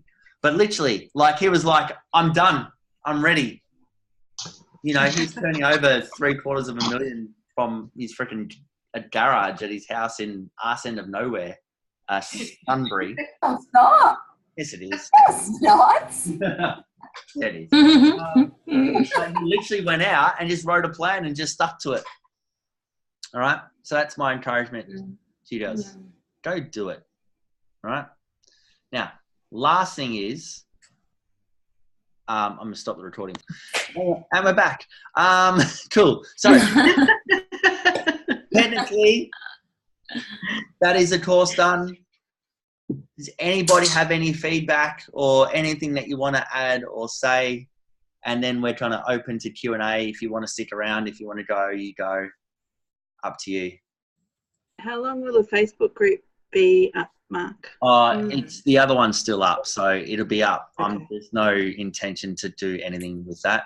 The recordings will be up again. The other group has the recordings up. I've got no intentions to change that anytime soon. But on saying that, if I were you, without saying it, but saying it, just kind of download the recording and keep it to yourself because it won't be there forever, but just download it, have it to have. All right. But just keep it to yourself because you want to get in front of the game. You don't want to share this shit with your competitors. Can we keep interacting with each other and getting feedback? Of course. Yeah, totally. Keep talking. The July group still talk quite a lot. The Adelaide group still talk a lot. The Brisbane group is 2 or 3 of them have become really close kind of friends, like a mastermind kind of like a group as well. The Melbourne people didn't talk much at all. They just stuck to themselves, just as Melbourne people sometimes do. Yeah, I'm from Melbourne. I know exactly what it's like. So the group's up, chat. Like, you know, the whole purpose is that it's one of the advantages that all you have is that you're all on the same page. So when you ask a question now, like you don't have to explain. Like sometimes you get, what is a gift voucher? And you're like, what's a website hook? And I'm like, I've already answered this like 7 times this month. You're all on the same page. So support each other, help, trial and error, all that kind of stuff. If you want to go a little bit deeper, look into your Facebook bots. I never posted that link. Did I post that link? No, I never did. Sorry. Ian. How do you spell Ian? He's got a funny name. There he is. I-A-I-N. Freaking weird name. Ian. Yeah. In love and respect, obviously.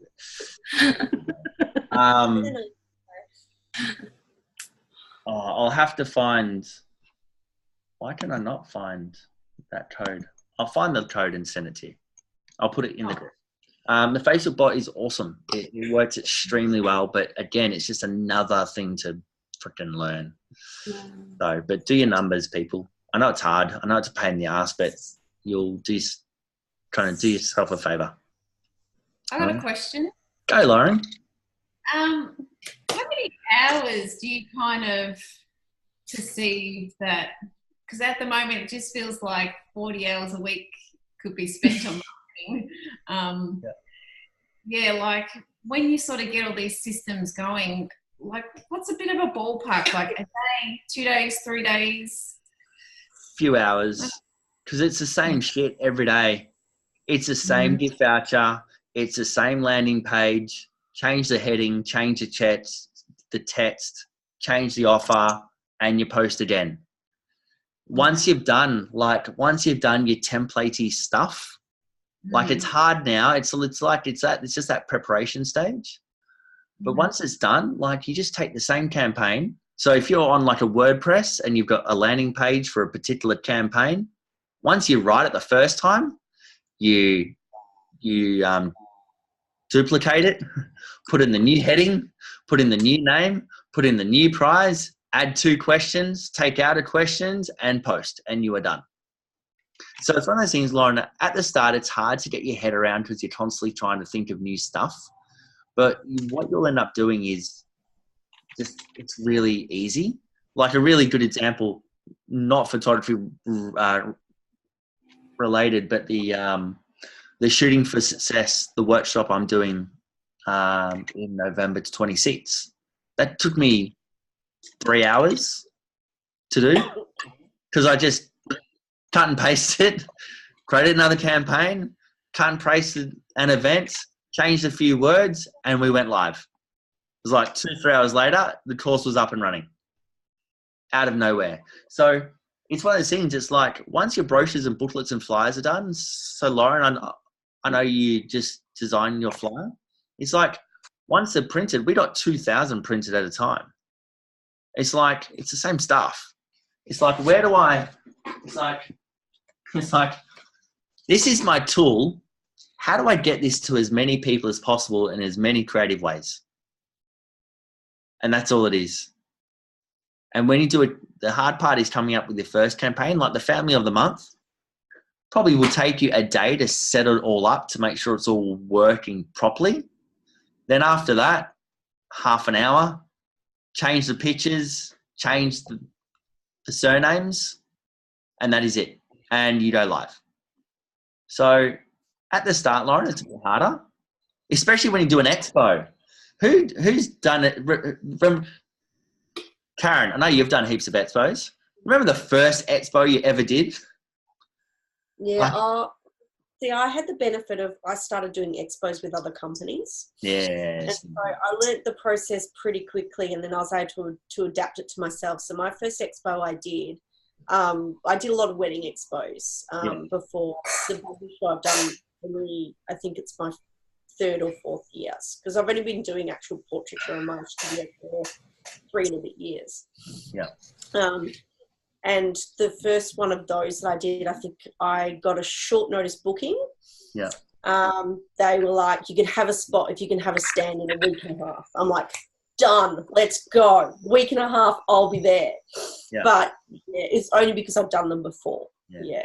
The first expo, oh man, it's like products, flyers, design, forms, lead forms, follow-up, everything. In the end, we went, oh shit, we got an expo next week. Let's just print 3 of those kind of boxes of flyers and we'll just do the same as last time. Yeah. And that was it. Like that's as much as, I don't know, Karen, if for you, the same process. It's like, first time I did the pregnancy baby one this time, and I was sick for about 4 weeks, and I went, oh crap, I've got an expo in a week and a half. Oh well, better print some brochures. Okay, let's go. Yeah. And literally it's just a rinse and repeat. So Lauren, it's like at the start. The hard part with any marketing campaign, I reckon, is the follow-up of actually converting them afterwards. That's what takes the time. And this is where ManyChat, as in the Facebook bot's working really well at the moment. Is anyone using it? Anyone using ManyChat? Okay. Does people not know does people know what I'm talking about? Who doesn't know what I'm talking about? I've got no idea what you're talking about, Mark. Okay, so everyone's got... Do a Facebook page and the little message thing pops up. Yeah, that's the message, and then it just sends you through the garden path, and you get started. And you ask a question, you click on one thing, you ask a question, it clicks on another thing, you ask a question, and at the end, what a lot of people doing now, and what's recommended, is that the whole point that when you get to the end, you actually you get to the part where they actually schedule a phone call for you on your calendar that you've set up your times. So instead of 100 leads and then deciphering through all this shit, that software is doing it for you and going, when would you like to schedule a call? Schedule it now. And people just go, I'm available on Tuesday at 10:30. And the photographer will get an email saying, call this person Tuesday at 10:30. And these are their responses. So it's working extremely well. But again, you've got to have the workflow in the first place to actually set that up to understand it. That's why I don't dive into it too much, because it's a whole nother head kick. So, yeah. That's the question I wanted to ask. If you've got a social media campaign, obviously the one way to do it is have just a link on Facebook or Instagram going, go to this page, and like for the competition, family of the month. Yeah, you go to the page, your website, and that's where you fill in your details. But if you're doing a Facebook campaign of, win a competition or not. It all stays on Facebook. Yeah. So how do you just message them privately? It's all automated. It all does it for you. Okay. You've just got to set up the sequence and it will do it for you automatically. Do you want me to show you one? Okay. Do you want me to show you one, everyone? Yes, no? Yep. Yes, please. Yeah. Right, let me just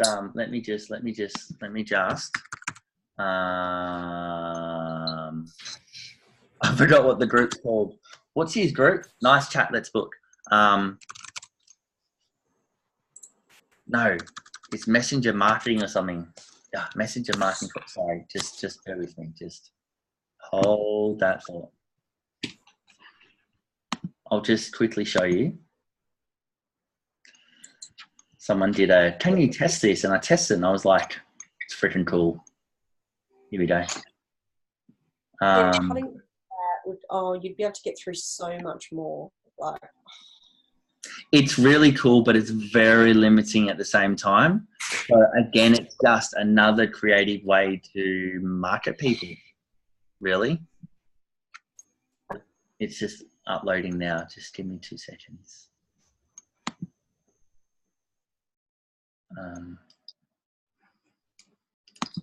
Just a moment. More comments. Why isn't it?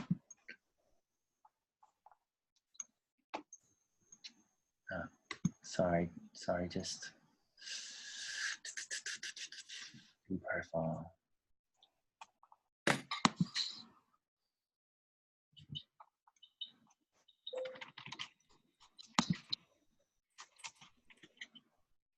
Okay, right, I've got it here. Just give me a second. Okay, so one moment, please. All right, can you see the Facebook page? Yep. Yep. This guy's Anthony Marcus Anthony Photography. Gee, little that just lets it kicking in. Okay, so he did a post that he went live with the other day, which I can't even find the start of what it is.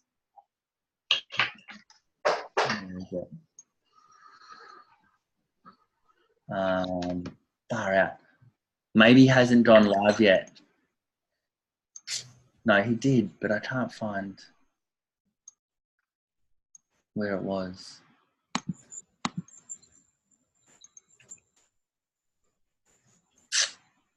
Damn it. Anyway, I can't find the actual post, but anyway, what happens is with the posts, what you do, you ask a question, and to kick off the post, to get the Facebook bot started, you write like a word here. So it might be seniors, it might be dog, it might be I want one, it might be just a keyword, okay? What happened, can you see this down the bottom here? This is what happened automatically. It comes up with, hi Mark, thank you for reaching out. I'll review your message and respond as soon as I can. Oh, look at that, he responded straight away. Thanks for getting in touch. Please ask me anything and click through some of the most common questions. I want a portrait quote. Just a quick question to so that I can make sure it's the right place. Is it studio or outdoors? I click studio. All right, I take a $49 booking deposit, blah, blah, blah, blah, blah, blah. If you'd like to purchase, there's no obligation to buy. As a general guide, most of our clients spend between this, this, and this, and this, and this. Call the studio. I'm not ready to book. I went, I'm not ready to book because I just wanted to see what the sequence is. No problem. Would you like to send me a free portrait guide in the field? Yes, please. Great. What's your best address? And I got the address. Awesome. Thank you for subscribing. And I kind of answered the questions wrong. Now, the reason why I answered the questions wrong, I wanted to see where the dead end was. The dead end is pretty much going, I don't want to book, but here's my website hook or free guide, and I'm going to email it to you. That's the education part. Now, if I go to something like, yes, I typed in hairy pants. If I go to something like hairy pants, and I go to photos, and I go to, because I just want to find a particular photo because I know what I'm looking for. This one here. Win a senior pet photography package because her target market was senior dogs, like old dogs and cats. So see here, once you comment senior, I'll kick off an automated messages sequence that will complete your entry. Look how many likes and shares. Holy shitballs. Okay, so now she's someone I actually know and spoke to, so I've got to be careful. Okay, so hi Mark, I'm so pleased that you put your hand up for this incredible giveaway. Type in yes and we'll get started. Yes. Would you like to enter? Enter. Great. First one, here's a bit I want to know a little bit about you. Looking for being in Brisbane for 6 years and blah, blah, blah, blah, blah. Are you available and located here over the next 2 to 3 months? Yes. Fantastic. You're in the draw. And by the way, would you like a winner-up prize? Yes. Great. Got a few questions. What are you, a dog or a cat person? I'm a dog person. Awesome. Just in case you hadn't kind of noticed, I love dogs. So what is about your dogs that blah, blah, blah, blah, blah? Going on adventure. What kind of pet photos do you love the most? Natural and playful. How would you like to include the photos? Who would you like to include? The whole family. Flying through these questions. Would you like the opportunity to buy something? Yeah, sure. Why not? Fantastic. Blah, blah, blah, blah, blah. Then it actually shows you some products with the prices on it. Pretty cool, isn't it? Are you ready? Go for it. We're looking to do these in NetSuite. Are you flexible? Yes. Great. That's all I need to know now. Thanks. And then I'm like, it's awesome and blah, blah, blah. It's like, that was really cool. And then I think I won, obviously. Wait, I'm scrolling quickly because I don't want you to be able to read it. Anyway, yeah. Well, I didn't win because she didn't let me win because obviously she knows it's me. Cool? So very cool. What they're doing now to finish the sequence is all you need to do next is register a phone call with me and we'll see if we're the right fit or whatever words you want to use. All right? It's a whole nother strategy, but you kind of got to have your systems and workflow down pat before you've even think of doing that. You know what I mean? Cool? Yeah. Because you can't do pre-qualifying questions and decide what question you want to ask. It's pretty much whatever they respond, that's you've got three answers per question. Whatever your response is, will send you to whatever direction. So if you ask the wrong question at the wrong time, you'll lose them all. Cool. Okay. Happy days. Are we all a bit tired? Yeah. We're flaking. We're flaking. We're flaking. All right.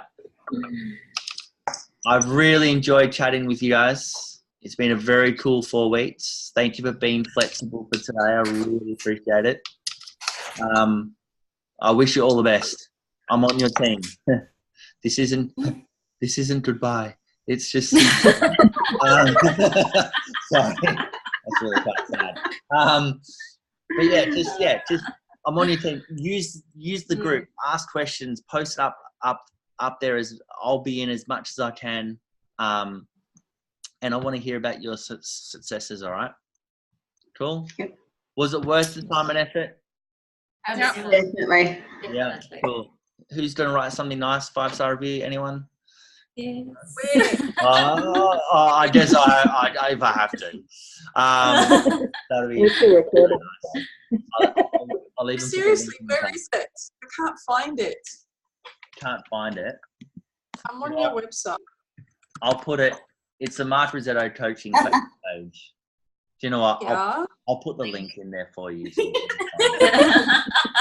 Call to action. Know where to find.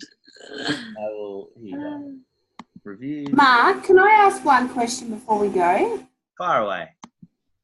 That carousel thing that we were going to, Yeah. like the carousel offers, either for previous clients to get a certain discount or buy a gift voucher or whatever the 3 options were. Where did you find it? Because I still can't see it on my page. For Facebook? Yeah. Yeah. But when I click and I've got photo, video, check-in, add a milestone, get bookings, get messages, polls, start a Q&A, filling activity. Yeah, it wasn't on my page either. Yeah. Yes, I don't have it. Yeah, I don't have that either. It's right there. That's in Creator Post. Not on mine. Not on mine. I just go here, photo edit. Yeah. Press on that. No. Right there. I don't have Can I jump in? You may have your page set up in the wrong Can you format. see it? If I turn this around, can you see it? No, I can't. I can't even see what I'm doing. No, you can't see it. Who was talking about the wrong page or page in the wrong format? Yeah, I was. Yeah. So I you don't need have to it go at all. into your settings and find the right. I don't know what the setting is, but you need to change your page to reflect a different business listing. I've tried a few of them, but it still wouldn't come up. Mine, I used to have it and now I don't, so I don't know if that's, it's gone away. It's weird. Even Facebook stopped some 5-star reviews. Remember that a few weeks ago? Yeah. About a month or 2 Yeah. ago? So, Yeah. bizarre. And even look, Trish, if you don't know where to write something nice, just write it on the photography business coach page and I'll just cut and paste something else. So yeah. Jacinta, to be honest, I just, it's right there. You just click. Yeah. Look, but don't let it hinder you. Like, just come up with another way to do it. Like, just make each post its own individual target market then. Like, you might be able to do it through an ad as well. I've done mine as a sponsored one, even though I do have it as a post on mine, but I decided I wanted to sponsor it and it comes up in there. So if you want to spend a little bit of money on it, you might be able to do it through that. Yeah. Hey, Peter, how did the Watch Me Grow campaign, have you launched that yet? Yeah. Not that great. Not that great. I only booked 1 session, so I was giving away sessions to past clients plus $100 credit, and I don't know if I didn't put it across well enough, like they didn't know that's what they were getting, or I'm not sure. Okay. Yeah, so. Do you know what? Follow it up with one of your email series. Yeah. Put it in an email because it's. I did. Did you? I did the Kylie Garner thing. I've set up 6 emails to go out, so I think I'm about halfway through those at the moment. Yeah. So. Maybe because maybe because it's a new thing. I don't know. Like, it's one of those things. Sometimes this is a weird shit. Like, sometimes they go off, instead. and sometimes it doesn't. Sorry, Karen. What about texting all your past clients instead? You can text them. I just don't get the engagement of my Facebook. Yeah. My Facebook is crickets no matter what I post. Yeah, it's bizarre. Yeah, I find it isn't great for me either. So yeah. So this is where you go text message, you go email, you just get, you know, you could even do the old fashioned snail mail. You know that they'll get that in the mail. Send them a Christmas card. Yeah. Yeah. Cool. All right, guys. I think I'm going to call it. It's 10 o'clock here and it's 11 o'clock in lots of other places. All right. You're all good? Yep. Yeah. Yep. Happy? Can you write a 12-month plan? Are we pretty confident now? Now, don't major on a minor. Don't spend a lot of time on stuff that's going to get you a small return. If you're going to do something, you might as well be big and brave and jump in and do it. But, you know, just keep on tapping away. Just remember, you were once invisible. So just because you've done one campaign, it doesn't mean that everyone's going to buy it because they still don't know that you exist. They've got to see you 7 times. So just be consistent. Be consistent. And there's no quick fix. There's no easy way. There's no one perfect idea because some clients are email clients, some clients are Facebook clients, some clients are older, some are younger. It's just everything's different. It's just trialing your market and getting seen. Alrighty? Cool? Awesome. All right. I'm going to let you all go because you're all I can just see you just fading. All right. I'm going to let you go. We'll be chatting in the group. If you have any questions, let me know. Oh, do you know what we will do? One last thing, because I know we're fresh and smiling like possums. And so right now, just like wake up for 2 seconds. I'm going to do a screenshot with everybody. Hey, Jacinta, I dare you to show your guns. Come on, show your guns. No! All right. Let's make people smile. In 3, 2, 1. Beautiful. Love it. Awesome. All right, guys, have a great night. Thanks, Any Mark. questions, let me know. Thanks. We'll see you around. Been great. Thanks so much. Thanks, Mark. See you. Bye. Bye. Bye-bye. Bye-bye now. Bye-bye now. See you. Bye-bye. Bye now. Bye-bye. Bye. See you. Bye. Are you guys just hanging around? I'm just hanging around just in case someone desperately want to chat, but I presume that everyone's going. So bye. Bye. See ya. Can I ask about the gift vouchers? Yeah. Just how to sort of make it a generic gift voucher instead of having to do different looking ones. Yeah, cool. So the one that you did, let me bring up the one that you did. Where'd you post it? You post it on the group. Just in the group, yeah. Yeah, you're almost there. Like you're really close. Like it's virtually done. Oh, look at that. Trish has already done her homework. She's posted the top takeaways and everything. Okay, let me see. I'm just going to share the page.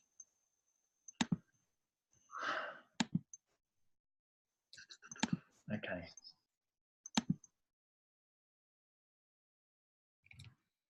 Right. Oh, so pretty. That's the back outside, so go on the inside. Yeah. Just looking. Let's try the number. Sweet.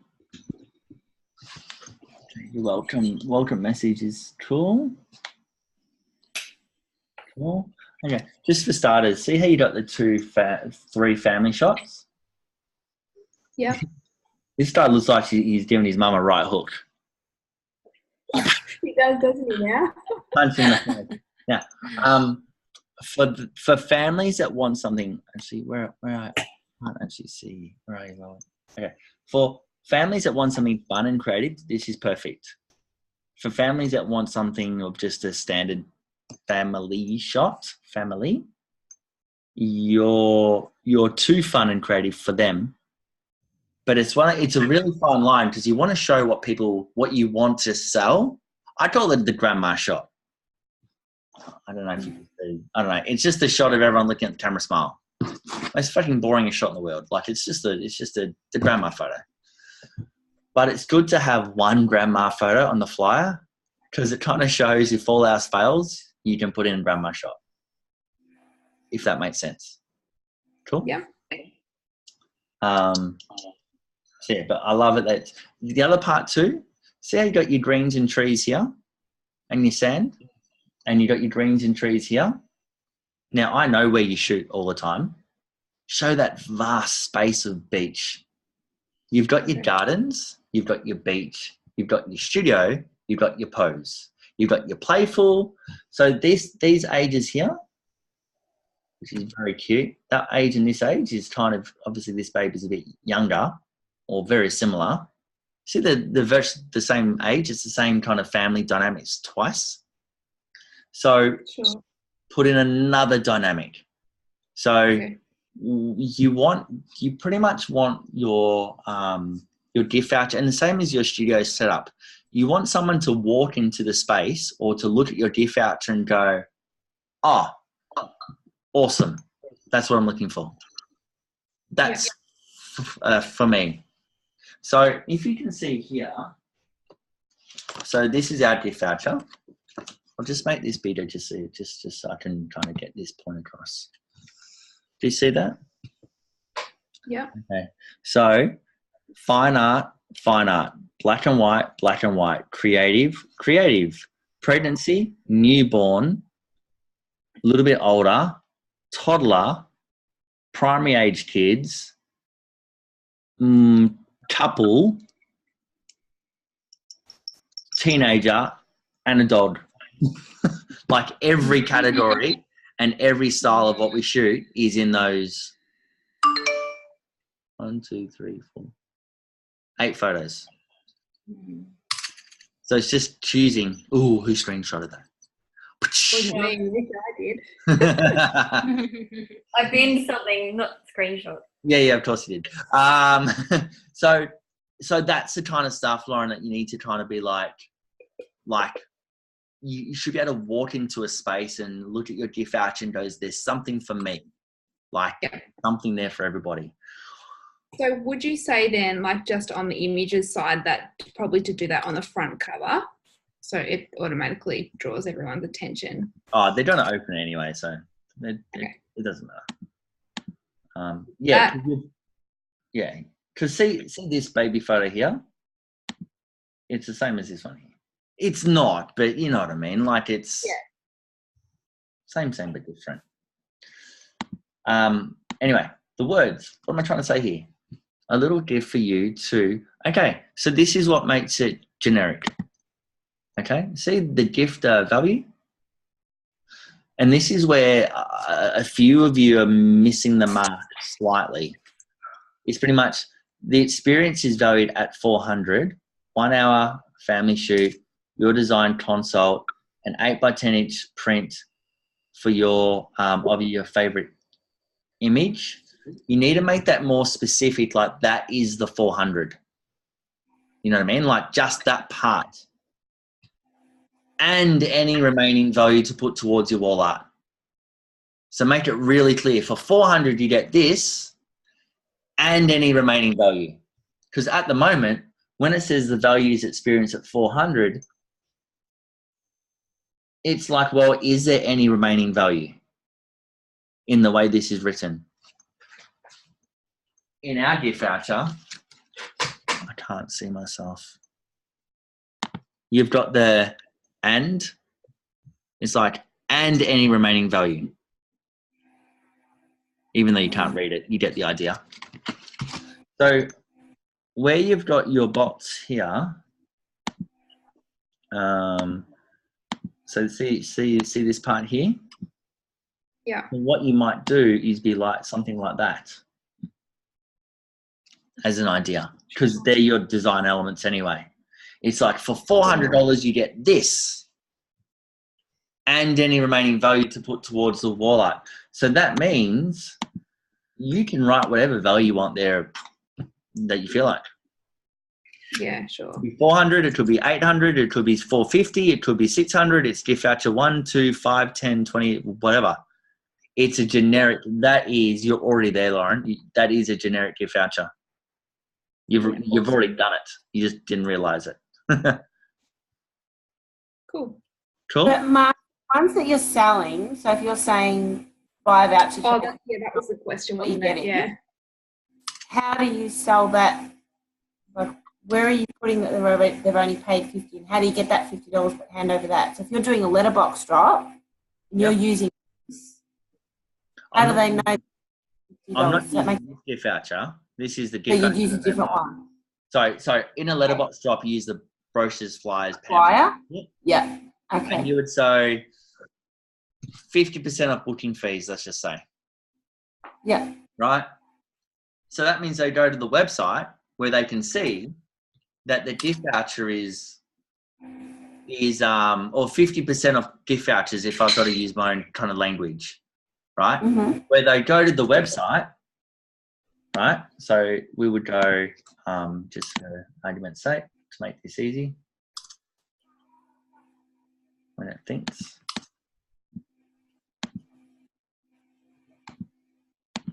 Wonder if they've started their Christmas special. No, they still haven't.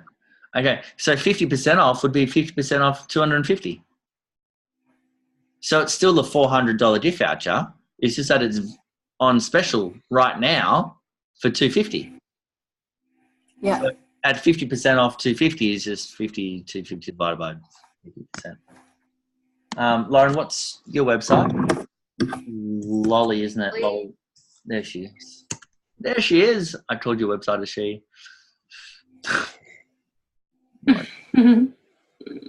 Okay, so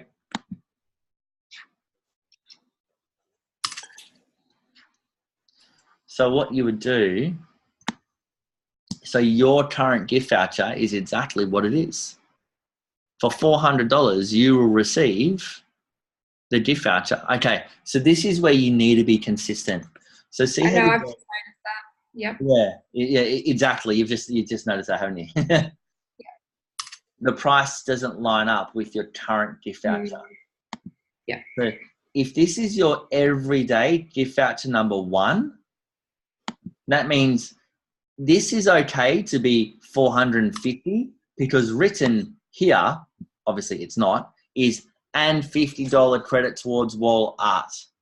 So when you use this and write 450, it's very clear that it's valued at 450. For 400, they get this and $50 towards wall art. You just got to link your dots a bit. Yeah. You're all over it. Because at the moment, this should be 400. Yeah. Because it's your print and a shoot. That is a print and a shoot. So if it's, see, this is where for 250, yeah, this is where the consistency, this is why I say all the shoots, doesn't matter what you shoot, it's the same price. Pregnancy, newborn, family, child, SIDARD, Kate Smash, generation shoot.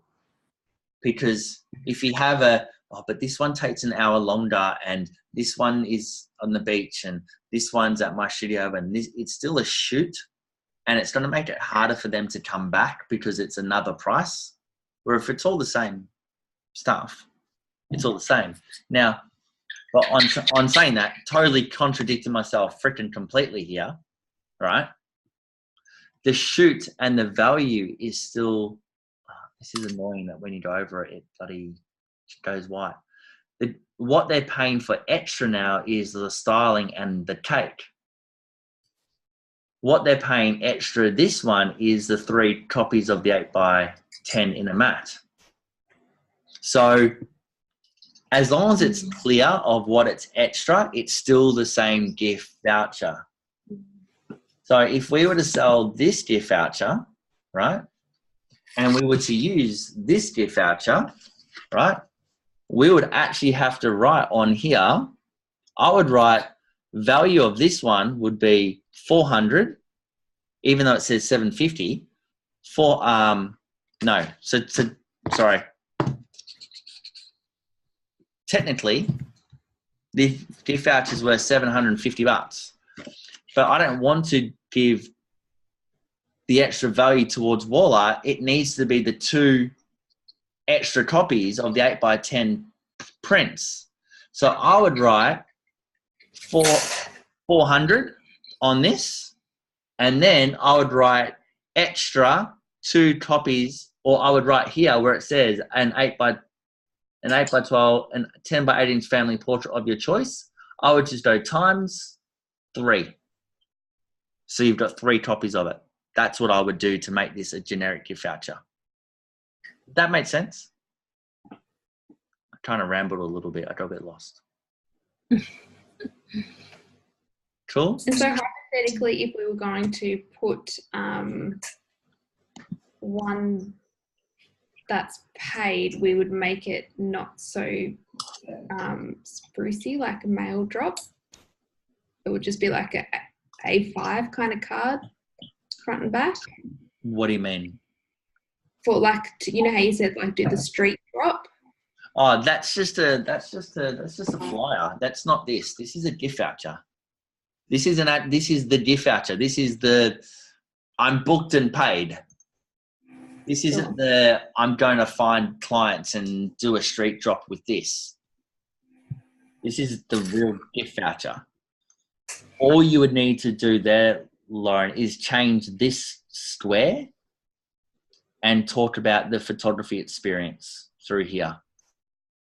And now you've got a generic gift voucher that's just a bit fancy. That's all. Yeah. Yep. It's like, yeah, it's just an inquiry gift voucher. You might do a picture of you in it. Yep. It's a square version of this. So this is Peter from Wild and Tame. Right? So this is about us, what to expect, wall art and testimonies, and then just the back of it. So in a letter drop, this is what you would use.